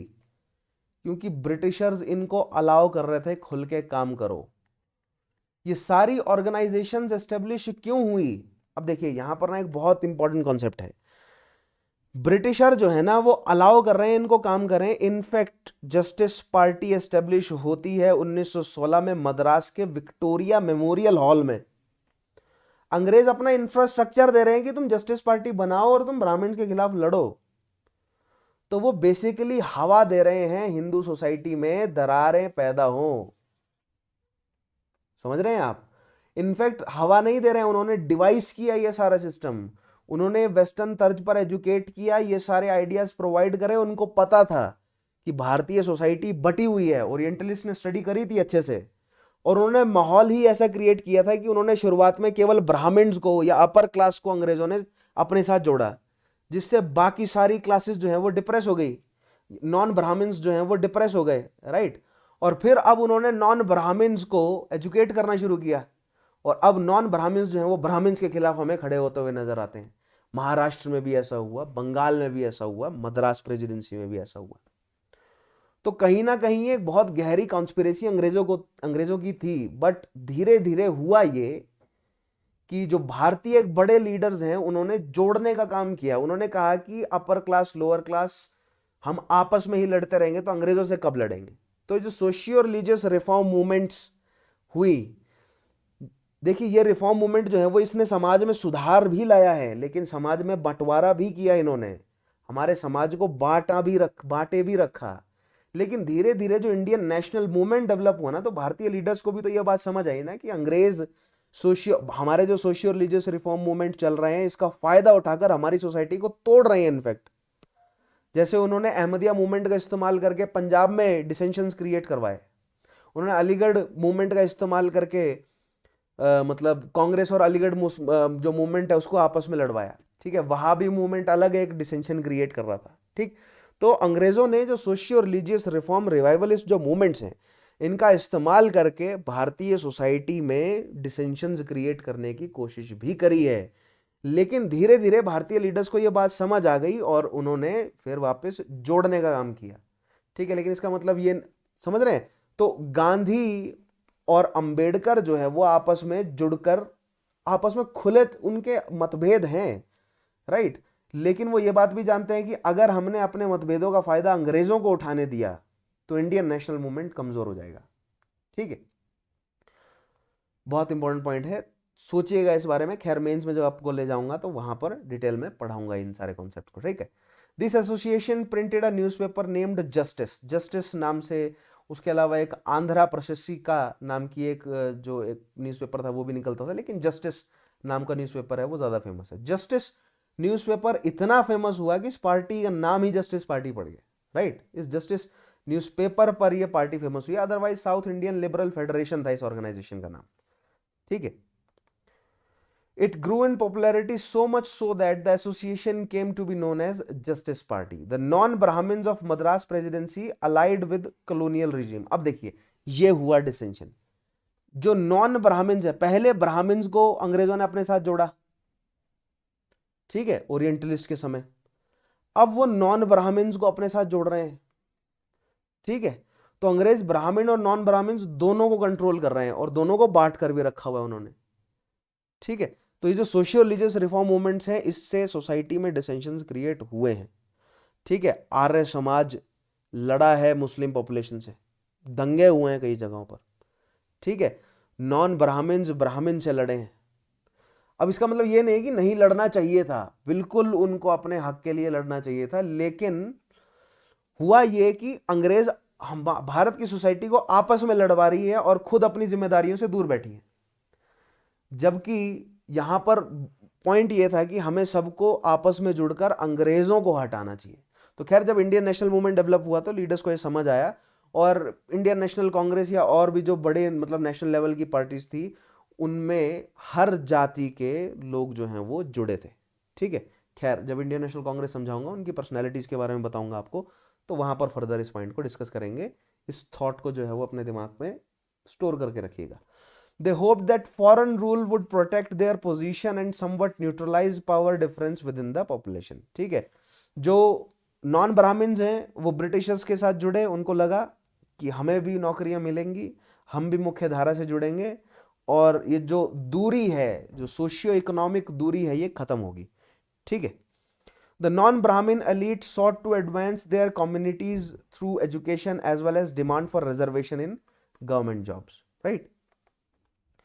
अब हम देखते हैं अंबेडकर साहब का क्या रोल है अपलिफ्टमेंट ऑफ दलित में। बहुत ही ज्यादा इंपॉर्टेंट पॉइंट्स पढ़ने जा रहे हैं अब हम। ठीक है, अभी तक हमने क्या देखा? Justice party, self respect movement, Mahar movement, SNDP और सत्य शोधक समाज। आई होप मेरी एक खिचड़ी आपको समझ आती होगी, कॉन्सेप्ट आपको तैयार होते होंगे। बहुत इंपॉर्टेंट पॉइंट है, बहुत सारे इंपॉर्टेंट कॉन्सेप्ट्स मैं देता हूं। ठीक है, तो मेरे फंडों के साथ जुड़े रहिए। अब देखते हैं अंबेडकर साहब की कहानी। ठीक है, इंडियन नेशनल मूवमेंट में भी अंबेडकर साहब को मैं अलग से एक्सप्लेन करूंगा, लेकिन यहां पर केवल दलित के अपलिफ्टमेंट्स के लिए क्या क्या काम किए हैं अंबेडकर साहब ने वो हम देखते हैं। ठीक है, doctor Bhimrao Ambedkar was a great modern social thinker, a born fighter. ठीक है, वैसे तो ऐसी ही कास्ट से बिलोंग करते थे जो वॉरियर क्लास थी, राइट, मतलब लेकिन उनको स्टेटस नहीं मिलता था क्षत्रिय जैसा। A famous advocate and a humanist. Doctor Ambedkar who was born in an untouchable और दलित कम्युनिटी कॉल महार, ठीक है, in Maharashtra took a leading role in promoting the welfare of untouchable caste and even in elevating their status. तो आप लोग जानते हैं पहले बाबा वलांकर के अंडर जो है वो महार मूवमेंट जो है वो चल रहा था, फिर उसके बाद बाबा भीमराव अंबेडकर के अंडर आया, ठीक है। Being the most highly educated, देखिएगा इंडिया में मोस्ट हाईली एजुकेटेड अनटचेबल थे वो, ठीक है, तो नेचुरली वो अनटचेबल के मूवमेंट के लीडर बन गए, right. In India doctor Ambedkar became the undisputed spokesman of untouchables. He took many steps to reform the ways of the untouchables. He fought against many of the injustice done to the untouchables by establishing a political party and a couple of organization for untouchables. तो आगे मैं आपको समझाता हूं क्या क्या काम किया उन्होंने, कौन कौन सी पॉलिटिकल पार्टी एस्टेब्लिश करी। देखिए, पॉलिटिकल पार्टीज एस्टेब्लिश करने से ही होगा, आप लड़ झगड़ कर ये काम नहीं कर सकते। अगर आप वायलेंस का इस्तेमाल करेंगे ना तो सामने वाली शक्ति वायलेंस से आपको कुचल देगी, वो लॉन्ग टर्म नहीं है। वायलेंस जो है वो अच्छा फील होता है, ठीक है, हम जानवर हैं, ठीक है, और वायलेंस करना हमें नेचुरली अच्छा फील होता है, लेकिन वो एक समझ रहे हैं, एक लॉन्ग टर्म उसका असर जो है वो अच्छा नहीं होता। लॉन्ग टर्म अगर आपको खेलना है तो आपको स्ट्रेटेजाइज करके आपको ऑर्गेनाइज करना पड़ेगा, ठीक है। तो वही डॉक्टर अंबेडकर साहब ने किया कि उन्होंने ऑर्गेनाइज किया, उन्होंने ऐसे ऑर्गेनाइजेशंस शुरू करे और लीगल बैटल लड़ी उन्होंने, और लीगल बैटल के माध्यम से ही उन्होंने रिजर्वेशन प्रोवाइड करा डिप्रेस क्लासेस को, ठीक है। Pandit Nehru rightly described him as symbol of the great revolt against all oppressive features of Hindu society। बहुत इंपॉर्टेंट स्टेटमेंट है कि डॉक्टर अंबेडकर साहब को symbol of the great revolt against oppressive features of Hindu society किसे कहा है, तो doctor Bhimrao Ambedkar. That means Pandit Nehru acknowledge करते थे कि भारतीय सोसाइटी में ऑपरेशन है, ठीक है। Doctor Ambedkar was the first man to make a scientific study of untouchability. बहुत इंपॉर्टेंट, बहुत इंपॉर्टेंट। इवन दो गांधी जी, अब मैंने ना एक किताब शेयर करी है एनहाइलेशन ऑफ कास्ट, उस किताब को पढ़िए, ठीक है, बहुत इंपॉर्टेंट। अगर आप हिस्ट्री ऑप्शनल देने जा रहे हैं या कोई भी अगर आपका पेशा है, नॉट जस्ट कि आप यूपीएससी सीएससी के लिए तैयार कर रहे हैं, एनहाइलेशन ऑफ कास्ट तो जरूर पढ़ें, मैंने टेलीग्राम चैनल पर शेयर करी है, मेक श्योर कि आप उस किताब को पढ़ें, ठीक है। Even though Gandhi ji had thought of the ways of removal of untouchability before the birth of doctor Ambedkar. तो गांधी जी अनटचेबिलिटी के लिए काम कर रहे थे, लेकिन गांधी जी वर्ण व्यवस्था, जो चतुर्वर्ण व्यवस्था है, उसके सपोर्ट में थे, ठीक है। मैंने आपको बताया ना, गांधी जी क्या कह रहे हैं कि हृदय परिवर्तन हो, गांधी जी कह रहे हैं change of heart, change of heart होगा अपर क्लासेस में, तभी अनटचेबिलिटी जो है वो सुधरेगी, ठीक है। अंबेडकर साहब क्या कह रहे हैं कि नहीं, आपको एनफोर्स करना पड़ेगा, कानून बनाने पड़ेंगे, आपको एसटी एससी एक्ट लगाना पड़ेगा, ठीक है, आपको एनफोर्स करना पड़ेगा, अनटचेबिलिटी तभी हटेगी, ठीक है। It was Ambedkar who drew the attention of the Congress organization and also of the entire nation towards the grave problem of untouchables and their deplorable conditions। अब ज्योतिबा फूले काम कर रहे थे, एसएनडीपी काम कर रहे थे, but that was a regional movement, वो उनका रीजनल मूवमेंट था, ठीक है। अंबेडकर साहब ने नेशनल लेवल पर लेकर गए, अंबेडकर साहब किसको, जो ऑप्रेस्ड क्लास, जो डिप्रेस्ड क्लासेस हैं, जो ऑप्रेस्ड क्लासेस हैं, उनकी कंडीशंस में सुधार लाया जाए, इस मुद्दे को नेशनल लेवल पर कौन लेकर गए, डॉक्टर भीमराव अंबेडकर, ठीक है। Not just Indian national Congress के आगे, लेकिन ब्रिटिश गवर्नमेंट के सामने भी, राउंड टेबल कॉन्फ्रेंसेस में, right. Ambedkar had made a detailed study of problem of untouchability, its origin, development etcetera. तो इंडियन नेशनल कांग्रेस में सभी वकील थे, तो वकीलों के साथ अगर आपको बातचीत करनी है तो एक पहली बात तो वकील ही कर सकेगा, और आपको एक डिटेल्ड स्टडी करनी पड़ेगी। तो कोई हवा में बात नहीं कर रहे थे, कोई इमोशंस में बहकर बात नहीं कर रहे थे, वैसे इमोशंस बहुत स्ट्रांग थे, लेकिन एक बहुत डीप रिसर्च छुपी थी, ठीक है, बहुत साइंटिफिक हाईली डिटेल्ड रिसर्च छुपी थी, अनटचेबिलिटी की प्रॉब्लम क्या है उसको समझने के पीछे, उसके ओरिजिन और उसके डेवलपमेंट के पीछे। एनहाइलेशन ऑफ कास्ट जो मैंने बुक शेयर करी है, उसको पढ़िएगा, उसमें उन्होंने एक्सप्लेन किया है कि ये ओरिजिन कहाँ से हुआ अनटचेबिलिटी का। आपको, क्योंकि आपको इंडिया की सोसाइटी के बारे में पता होना चाहिए, जीएस वन में सोसाइटी पर क्वेश्चन आते हैं, तो एनाहिलेशन ऑफ कास्ट आपको पढ़ना बहुत अनिवार्य हो जाता है। खैर, जब मैं जीएस वन के लिए सोसाइटी पढ़ाऊंगा तो वहां पर एनाहिलेशन ऑफ कास्ट में से मैं काफ़ी कुछ चैप्टर्स जो हैं वो आपको पढ़ने को दूंगा भी स्पेसिफिकली, और समझाऊंगा भी क्लास में कि क्या हुआ है, राइट। खैर, नेक्स्ट देखते हैं, सेल्फ रिस्पेक्ट मूवमेंट के साथ जो है वो जुड़े कौन, बाबा Sahib. Dr. Ambedkar had made it clear that his main aim in life was to remove the practice of untouchability and to make so-called untouchable community towards socio-economic equality and justice. Through his social movement, he wanted to instill in the minds of untouchables the ideas of self-dignity, self-confidence and self-respect. देखिए, अब यहाँ पर मैं आपको समझाऊंगा ये self respect movement जो है वो अंबेडकर साहब ने क्या काम किया। तो केवल इतना कह देने से कि तुमको अपलिफ्टमेंट चाहिए या तुमको अपलिफ्टमेंट में दिलवाऊंगा, इससे काम नहीं चलेगा। जो अनटचेबल पॉपुलेशन है वो पिछले 2-2.5 हजार साल से, ठीक है, उनको दबाया जा रहा है, उससे भी ज्यादा लंबे समय से, 3,000 साल मान के चलिए, लगभग 3,000 सालों से वो ऑप्रेस्ड हैं, उससे भी ज्यादा समय से वैसे तो, खैर लेकिन 3,000 साल रख लेते हैं। 3,000 सालों से उनके माइंड में सेट कर दिया गया है कि वो इन्फीरियर हैं। तो एक बहुत गहरा इन्फीरियोरिटी कॉम्प्लेक्स है। कुछ ना स्टूडेंट्स मुझसे पूछते हैं कि सर रिजर्वेशन क्यों, या कई बार डिबेट होती है कि रिजर्वेशन क्यों। तो अगर कोई कम्युनिटी 3,000 सालों से डिप्रेस्ड है तो मुख्य धारा में जुड़ने में उन्हें कुछ समय ज्यादा लगता है। दैट मीन्स ये कि फॉर एग्जाम्पल आप अगर मान लीजिए आप मतलब शेड्यूल्ड क्लास से बिलोंग नहीं करते, है ना, ठीक है, आप जनरल कैटेगरी से बिलोंग करते हैं। बहुत लोग बोलते हैं कि रिजर्वेशन क्यों, समझाता हूं मैं आपको क्यों रिजर्वेशन। मान लीजिए आप शेड्यूल कास्ट से बिलोंग नहीं करते, आप जनरल हैं, इमेजिन कीजिए, ठीक है, अगर आप हैं तो आपके लिए खासा इंपॉर्टेंट रहेगा। अब अपने आप को स्कूल लाइफ में ले जाइए, आपकी क्लास में जो शेड्यूल्ड कास्ट बच्चे थे, या कॉलेज में जब आपकी क्लास में जो शेड्यूल्ड कास्ट बच्चे थे, क्या आपको लगता है कि उनका जो सोशल डेवलपमेंट है ना, उनका सोशल बिहेवियरल जो डेवलपमेंट है, ठीक है, उनका जो सोसाइटी में रहने का जो बिहेवियर है, उसमें जो डेवलपमेंट है, क्या वो आपके बराबर हुआ है, या उनमें कहीं ना कहीं इन्फीरियोरिटी कॉम्प्लेक्स है, क्या वो कहीं ना कहीं पीछे रह जाते हैं, ठीक है, डेवलपमेंट में थोड़ा पीछे रह गए हैं। आपको महसूस होगा कि मेजॉरिटी में, सभी 100% कुछ नहीं होता, मेजॉरिटी जो आपके साथी होंगे ऐसे, वो थोड़े से इन्फीरियर फील करते होंगे अपने आप को। क्यों?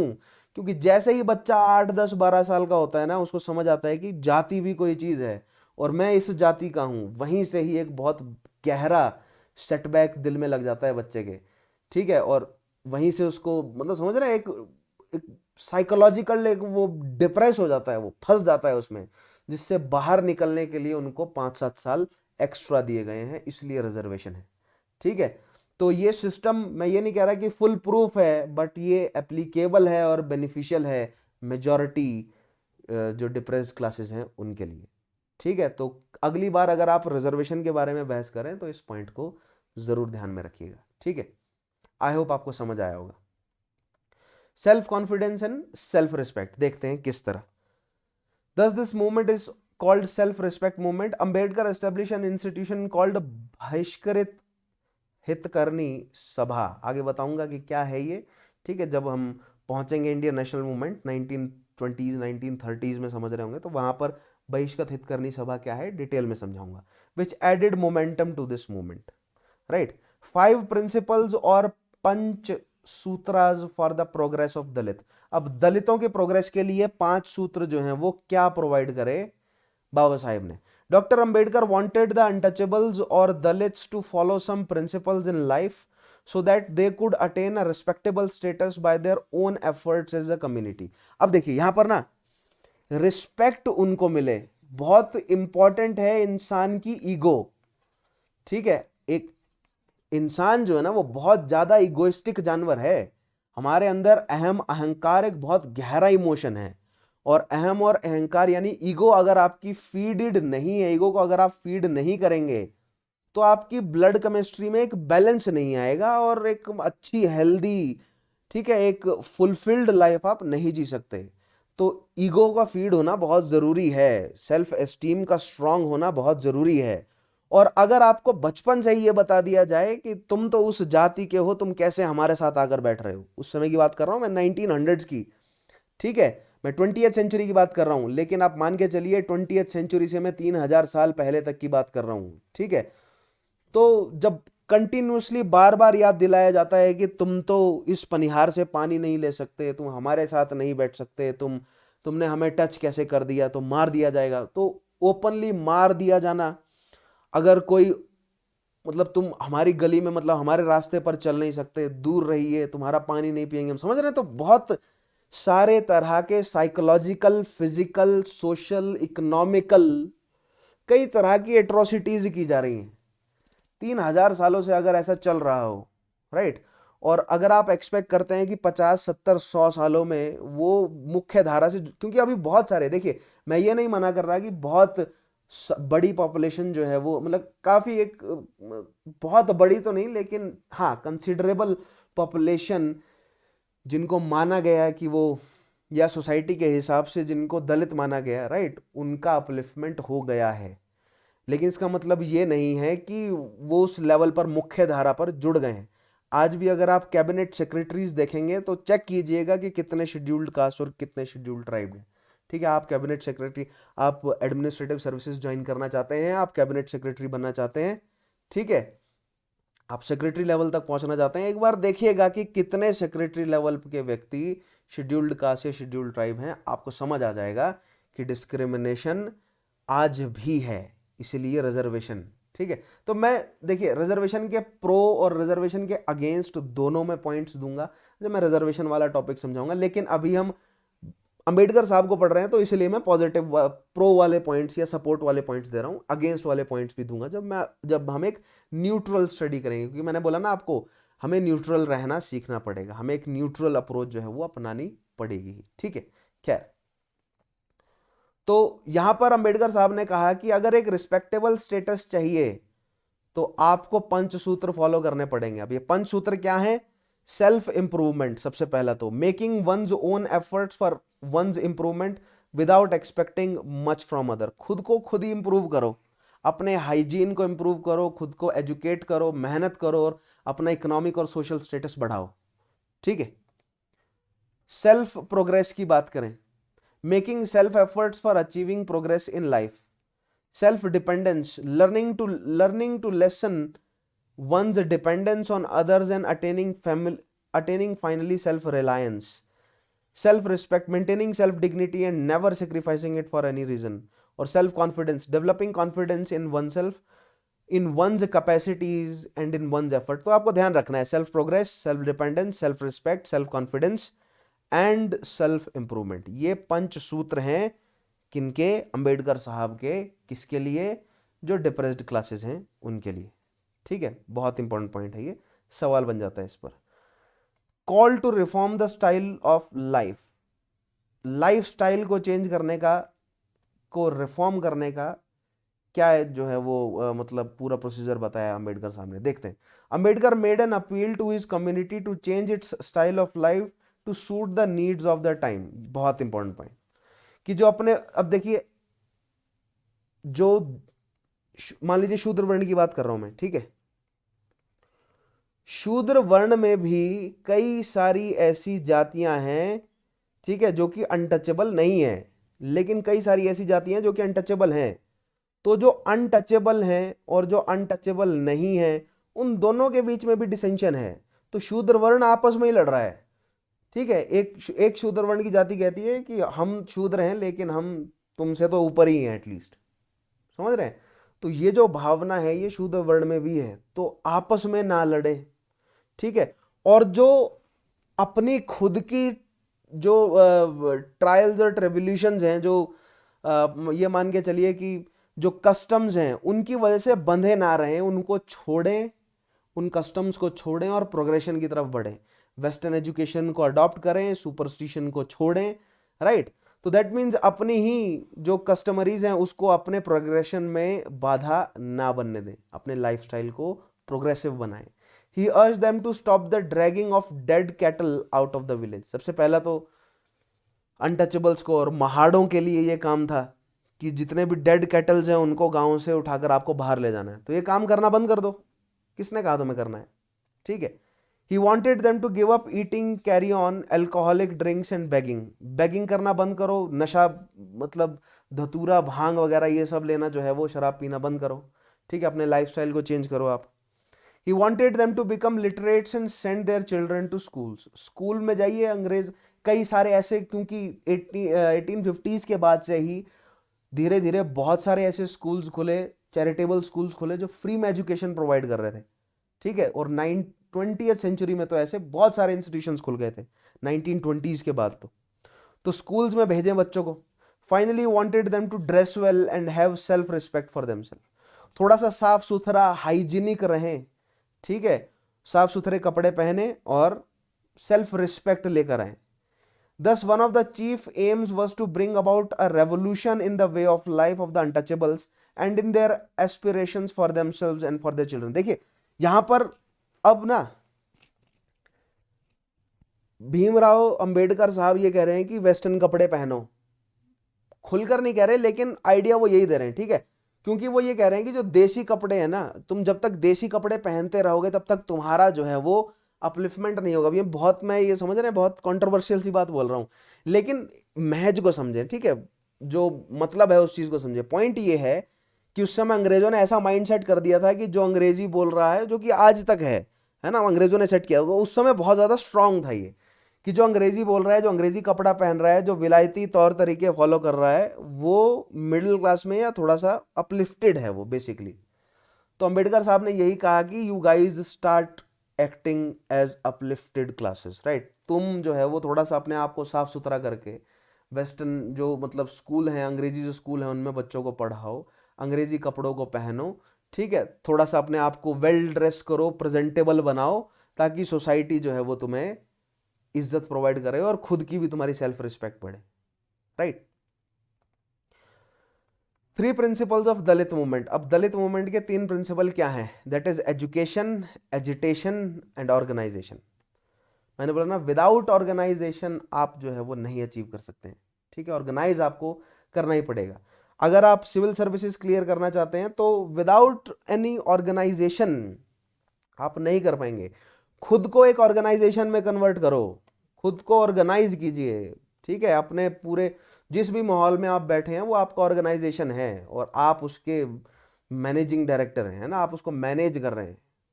तो इस तरह अगर आप बिहेव करेंगे तभी आप जीत सकेंगे इस जंग से। ठीक है, doctor Ambedkar suggested 3 principles to govern Dalit movement. 3 principles are education, agitation and organisation.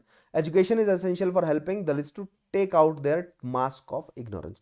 So education से क्या होगा? वेस्टर्न तर्ज पर एजुकेट होंगे तो उनको समझ आएगा कि अच्छा हमारे जो सुपरस्टिशंस हैं ये तो मतलब देखिए कुछ ऐसी प्रैक्टिसेस हैं जिनके पीछे साइंटिफिक फिनोमेना जुड़े हैं, मैं डिनाई नहीं करता, लेकिन कुछ आउटराइट मतलब सुपरस्टिशियन है, बहुत सारी ऐसी प्रैक्टिसेस हैं जो बहुत ही बुरी सुपरस्टिशंस हैं। तो उन सुपरस्टिशन से बाहर निकले, वो जो ग्लूमी लाइफस्टाइल है, वो जो इग्नोरेंस है, उससे बाहर निकले और निकालेगा कौन? Education, right. Agitation becomes inevitable to fight against all the exploiters and cheat. अब जो आपको एक्सप्लॉइट कर रहा है, जो आपका ऑपरेसर है, उसके खिलाफ एजिटेट करना जरूरी है। मार मत खाते रहिए, ठीक है, विरोध करना सीखिए। और विरोध कैसे करना है? पैसिव अग्रेशन, सत्याग्रह करना है, क्योंकि अगर आप वायलेंस करेंगे तो वो वायलेंस का इस्तेमाल करेंगे और उससे फायदा नहीं होगा। ठीक है, क्योंकि दुश्मन ज्यादा शक्तिशाली है। Organisation is necessary to thrash out individual differences, to realise community interest and to fight a common cause collectively. जैसे मैंने बोला ना, शूद्र वर्ण आपस में बटा हुआ है। ठीक है, शूद्र वर्ण की अलग अलग क्लासेस कह रही हैं कि तुम अनटचेबल है, हम अनटचेबल नहीं है। ठीक है, हमें तो अंग्रेजी बाबू, हमें तो अपर क्लासेस अपने साथ बिठा रही हैं। ठीक है, तुम ही अनटचेबल हो, तुम्हारे साथ ही समस्या है। इससे क्या हो रहा है? इससे शूद्र वर्ण ओवरऑल तो ये डिप्रेस्ड है ही, मंदिर में तो किसी को भी नहीं जाने दिया जा रहा। ठीक है, तो यहां पर क्या हो रहा है? आपस में जो है वो डिप्रेस्ड लोग बटे हुए हैं। तो ऑर्गेनाइजेशन का फायदा क्या होगा कि सभी लोग आपस में जुड़ेंगे, ताकि एक ही कॉमन एनिमी है हमारा, ऑपरेसर्स हैं हमारे, उनके खिलाफ हम आवाज उठा सकें। ठीक है, अब देखिए यहां पर ना बाबा राव मतलब जो अंबेडकर साहब है उसके मूवमेंट और एसएनडीपी के बीच में डिफरेंस क्या है। ठीक है, एसएनडीपी क्या कह रहा है कि जो ब्राह्मण वर्ग है, जो ब्राह्मण क्लास है, उसके खिलाफ मूवमेंट है इसका। लेकिन अंबेडकर साहब क्या कह रहे हैं, ब्राह्मण क्लास से कोई लेना देना नहीं है, हमें अंग्रेजों से जुड़ना है। ठीक है, हमें जो है वो अंग्रेज प्रोवाइड करें क्या, हमें अंग्रेज जो है वो ऐसे कानून बना कर दें जिससे हम क्या कर सकें, अपलिफ्टमेंट कर सकें अपना। ठीक है, ब्राह्मण्स के साथ जो है वो उनके साथ लड़ने झगड़ने का कोई फायदा नहीं होगा। Alright. After the All India Depressed Class Conference in Nagpur in 1942, Ambedkar declared, "My final word of advice is to educate, agitate, organize, and have faith in yourself. It is a battle for the reclamation of human personality." बहुत important point, right. Excuse मी।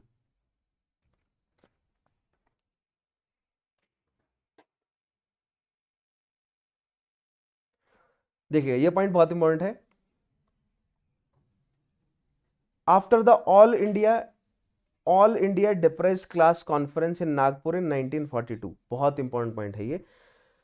अंबेडकर ने क्या declare किया, my final word of advice is to educate, agitate, organise and have faith in yourself. It is a battle for reclamation of human personality. ठीक है, बहुत important point. Ambedkar himself work to put these 3 principles into practice. किस तरह काम किया बताता हूं आपको मैं.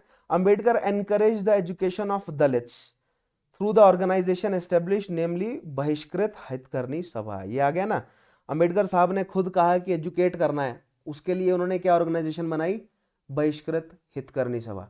उसके अलावा independent labour party, depressed classes education society, ये है खासतौर पे important. Depressed classes education society ने बहुत मदद करी. तो मैंने बोला ना 1920s के बाद बहुत सारे ऐसे इंस्टीट्यूशंस खुल गए जहां पर फ्री एजुकेशन प्रोवाइड की जा रही थी. ठीक है. Ambedkar organized agitations in the direction of reaching his goals. His own words reveal his faith in agitation.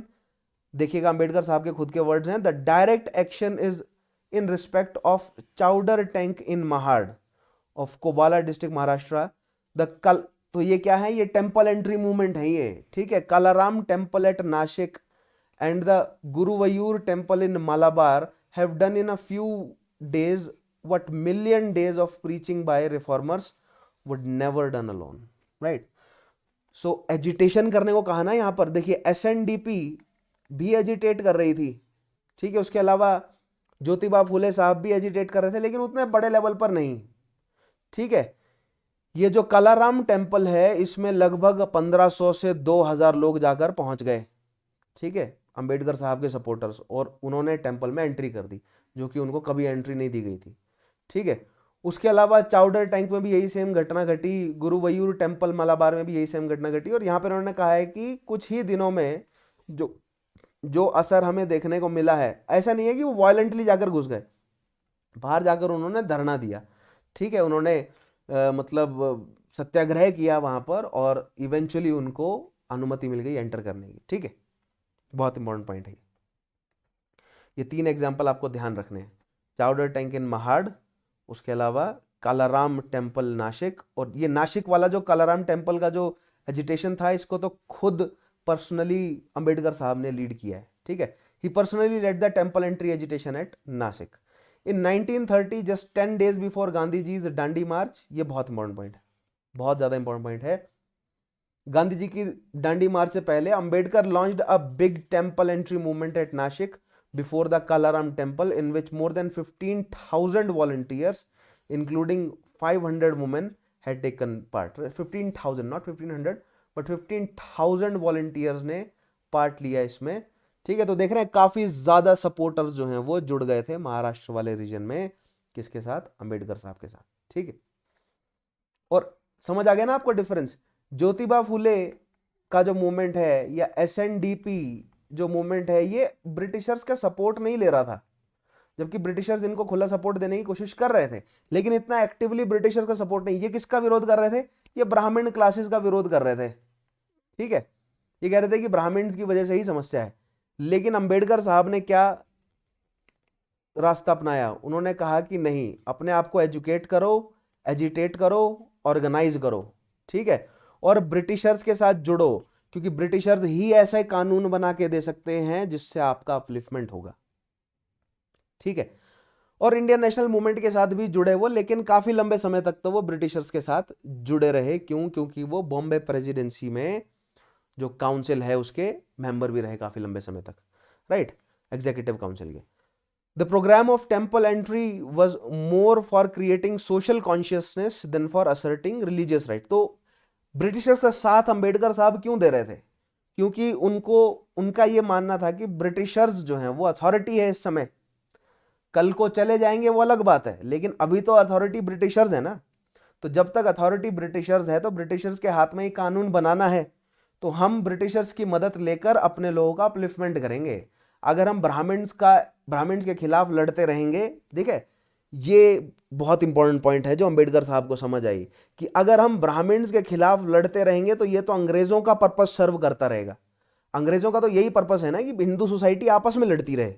नहीं, हमें अंग्रेजों का सपोर्ट लेना है, हमें समझ रहे हैं, हमें पैसिव अग्रेशन करना है, हमें अंग्रेजों का सपोर्ट लेकर अपना फायदा निकलवाना है, ठीक है, अपना अपलिफ्टमेंट होना चाहिए। उनका मेन गोल क्या है कि जो डाउन ट्रॉडन्स है उनका अपलिफ्टमेंट हो। अब वो कैसे मर्जी हो, वो उन्हें जो है वो खासा उन्होंने ध्यान नहीं दिया, ठीक है, मतलब ध्यान तो ऑब्वियसली दिया ही, लेकिन मतलब इस पॉइंट पर उन्होंने जोर नहीं दिया कि नहीं अंग्रेजों का साथ नहीं लेंगे हम, क्यों, अंग्रेज जो है वो हमारा ऑपरेशन कर रहे हैं। नहीं, वो कह रहे हैं कि अंग्रेजों का ऑपरेशन तो बाद में देखेंगे हम, अंग्रेजों का ऑपरेशन तो पिछले 200 सालों से हो रहा है, जो उससे पहले 2000 सालों से ऑपरेशन हो रहा है, हमें उससे आजादी चाहिए, ठीक है।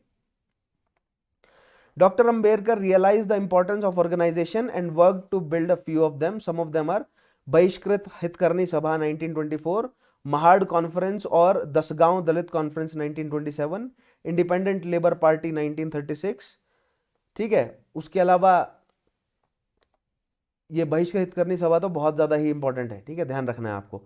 As early as in 1920, he made attempts to organize all the untouchable castes and bring them under one banner. He had organized first All India Conference of Untouchables in May 1928, Nagpur. बहुत important.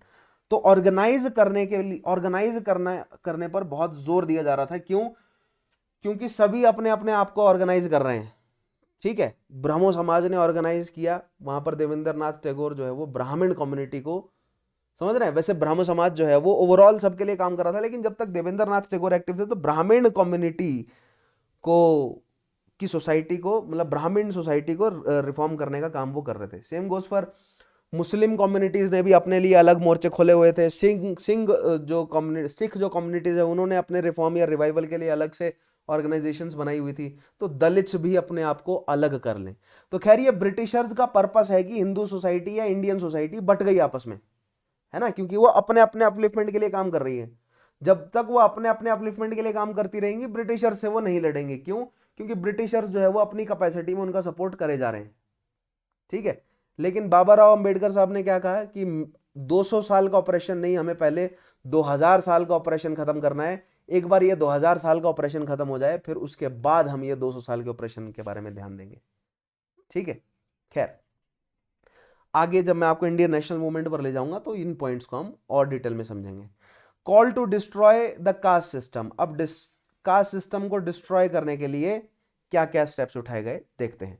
Ambedkar in his efforts to raise the status of untouchables considered the caste system as one of the greatest obstacle. तो सबसे पहले तो उन्होंने untouchables को क्या किया? Organise किया, ठीक है। अब अनटचेबल्स को समझाया कि कास्ट सिस्टम क्या है, किस तरह तुम जाति व्यवस्था में या वर्ण व्यवस्था में फंसे हुए हो, ठीक है। He express his great disappointment with the cast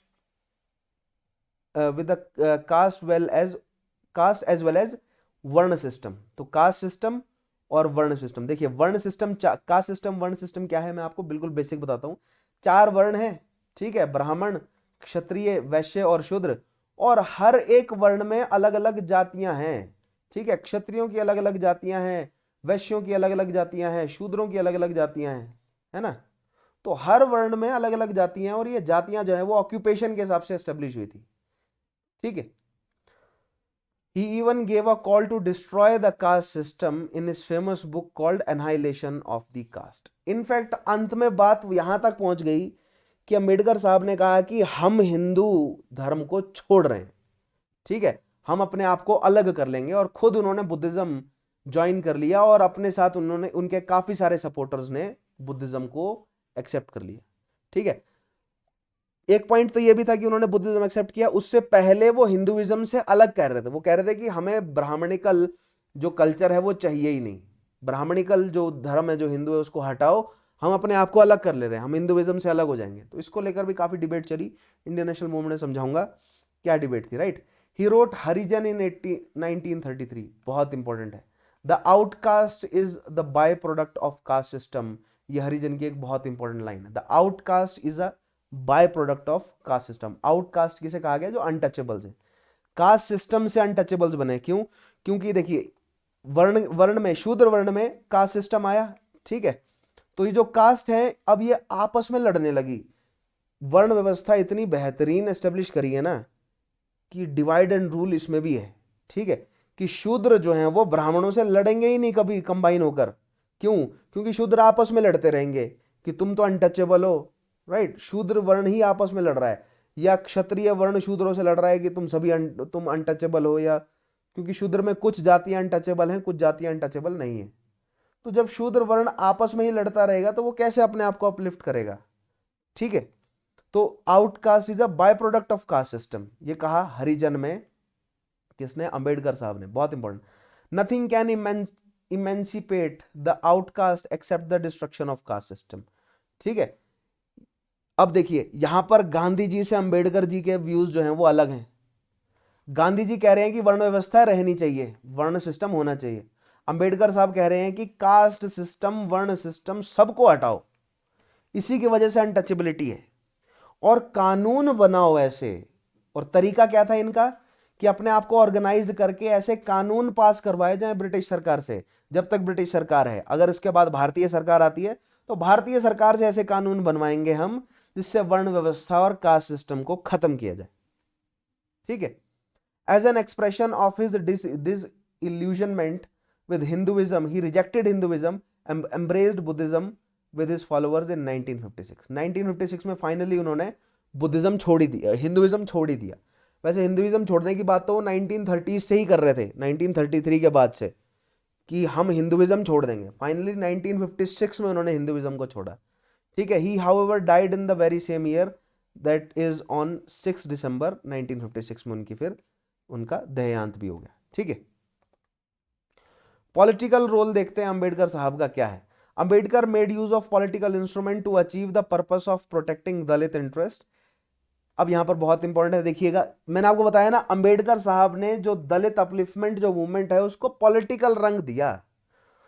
ब्राह्मण के खिलाफ एजिटेट करके कुछ नहीं होगा, ठीक है। पॉलिटिकल अपने आप उन्होंने अपने ऑर्गेनाइजेशन को पॉलिटिकली मतलब पॉलिटिकल ऑर्गेनाइजेशन में डेवलप किया और कानून बनवाने की तरफ कदम उठाए कि ठोस कानून बनने चाहिए, right. In the first round table conference, इसीलिए वो अंग्रेजों के साथ जुड़े रहते थे इतना, right.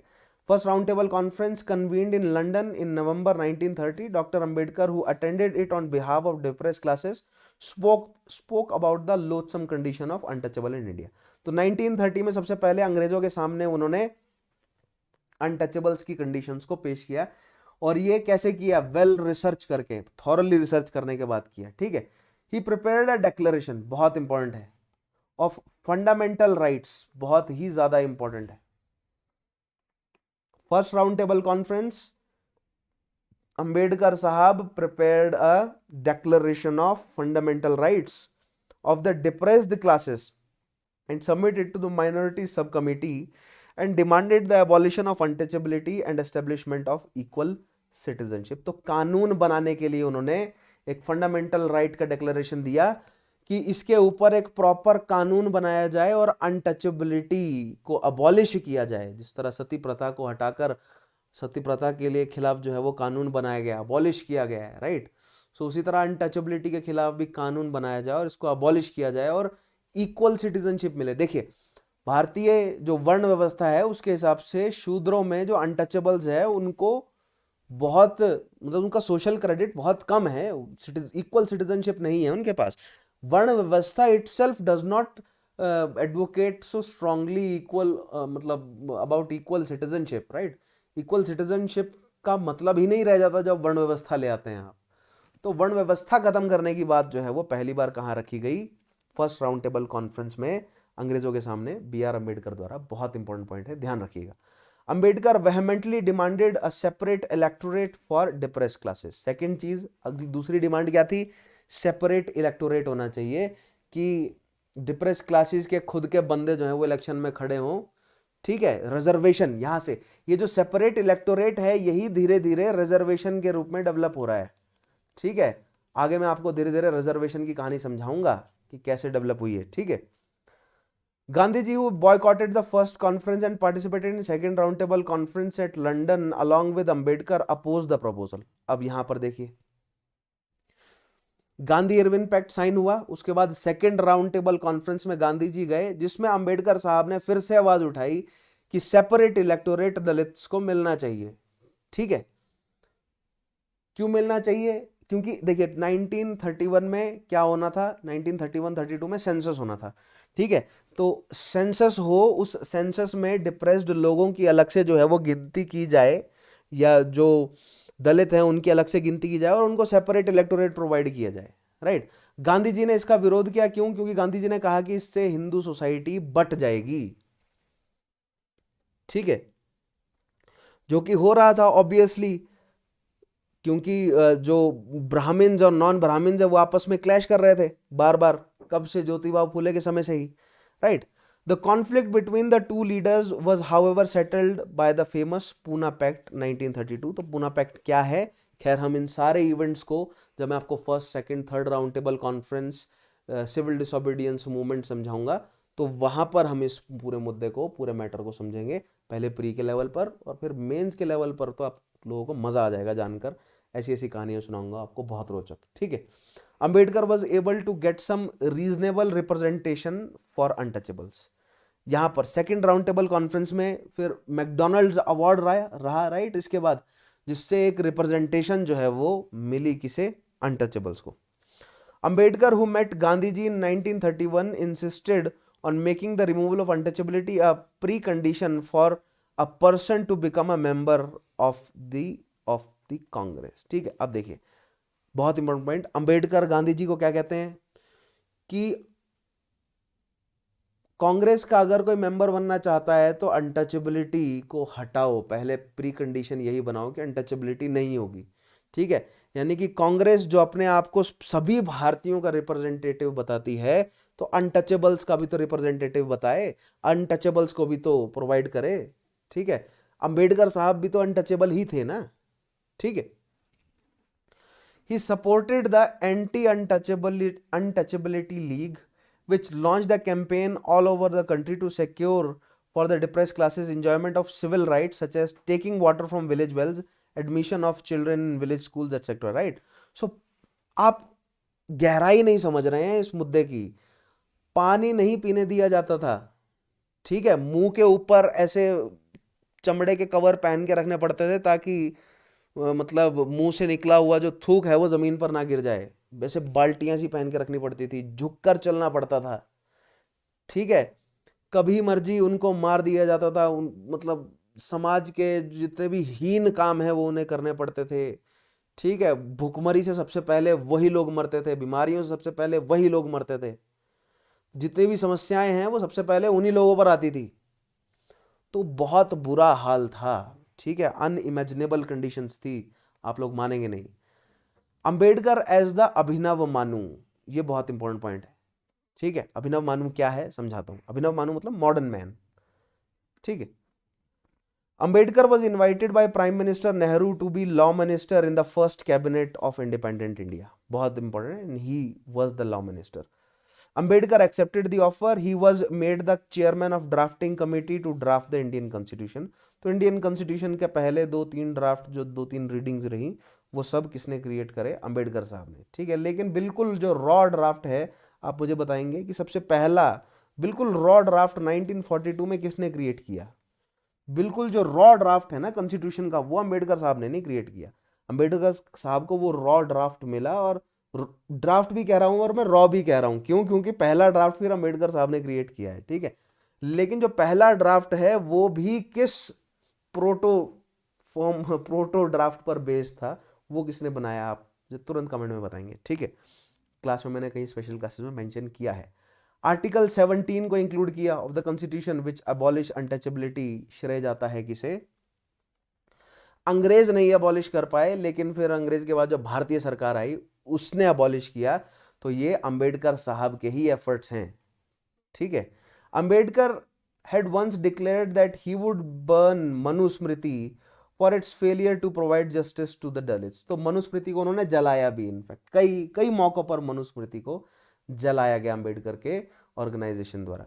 The same Ambedkar now could get the opportunity and honor of giving to the people of India their own constitution, because देखिए Manusmriti served as the constitution for Hindu society, ठीक है। और मनुस्मृति जो कॉन्स्टिट्यूशन है उसी को ही जलाने की बात कर रहे थे वो, उसमें बहुत बहुत इविल बातें लिखी गई हैं, ठीक है। तो अपना एक अलग नया कॉन्स्टिट्यूशन भारतीय समाज के लिए तैयार किया किसने? अंबेडकर साहब ने, ठीक है। तो जब मैं आपको पोस्ट इंडिपेंडेंस या जो कॉन्स्टिट्यूशन का डेवलपमेंट है वो समझाऊंगा, तो वहां पर हम डिस्कस करेंगे इन सारे पॉइंट्स को। ही इज राइटली कॉल्ड अभिनव मनु और मॉडर्न मैन, ठीक है। अभिनव मनु उसको उनको कहा गया, नेहरू ने कहा, नेहरू जी ने कहा है, right. He was awarded Bharat Ratna posthumously, उनकी मृत्यु के बाद उन्हें भारत रत्न मिला है award. Ambedkar's ideas, views and thoughts continue to influence and inspire a number of his followers who are spread over entire nation. आज भी मैं खुद काफ़ी इन्फ्लुएंस्ड हूँ। एनहाइलेशन ऑफ कास्ट किताब अगर आप पढ़ लेंगे तो आप भी काफ़ी इन्फ्लुएंस हो जाएंगे, ठीक है। पढ़िए उस किताब को ज़रूर, बहुत गहरी सच्चाइयाँ उसमें लिखी गई हैं, ठीक है, बहुत इंपॉर्टेंट किताब है। खैर यहाँ पर हमारा जो है वो ख़त्म होता है आज का टॉपिक।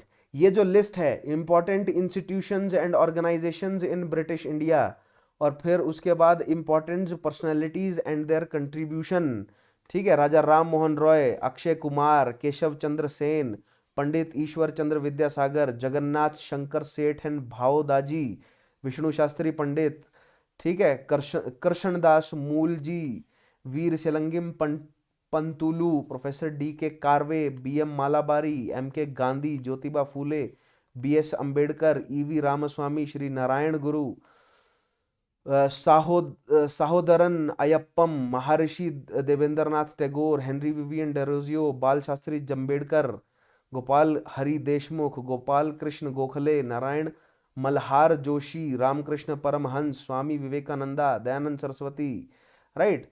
इन सारे लोगों के बारे में, Shiv Narayan Agnihotri, Radhakant Dev, Tulsi Ram, M G Ranade, poet Subramaniam Thirumambu, C N Mudaliar, T M Nair, P Thyagaraja, Shah Waliullah, Haji Shariatullah, Mirza Ghulam Ahmad, sir Syed Ahmad Khan, Mohammad Qasim Nanotvi and Rashid Ahmad Gangohi, Rahnumai Mazdayasnan Sabha, Singh Sabha movement, ठीक है, madam H P Blavatsky, colonel M S Olcott.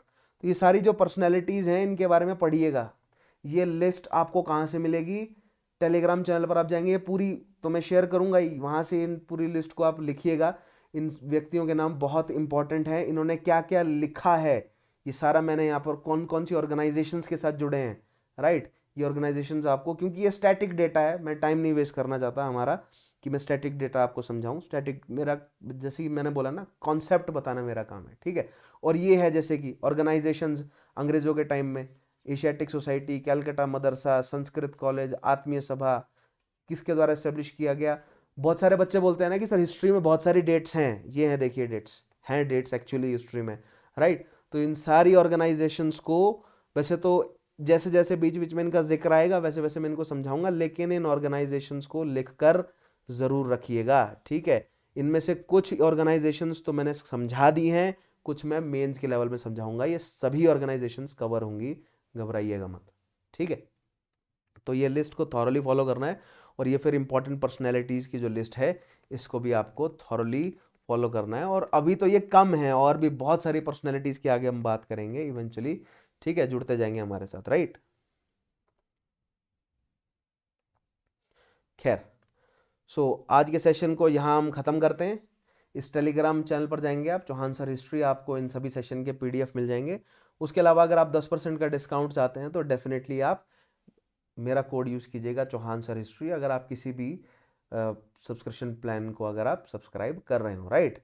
Like and share and subscribe the channel, right. Like और शेयर करें इस वीडियो को, ज़्यादा से ज़्यादा सोशल मीडिया प्लेटफॉर्म्स पर शेयर करें, ठीक है। और ये जो लिस्ट दी है ना, मजाक में मत ले जाना, इस लिस्ट को नोट कर लेना, बहुत इंपॉर्टेंट है। कहीं ना कहीं स्टैटिक डेटा पर घुमा फिरा कर एक आधा सवाल जो है वो बन ही जाता है, ठीक है। अदरवाइज कोट करने में तो काम आ ही जाता है आंसर राइटिंग में, ठीक है।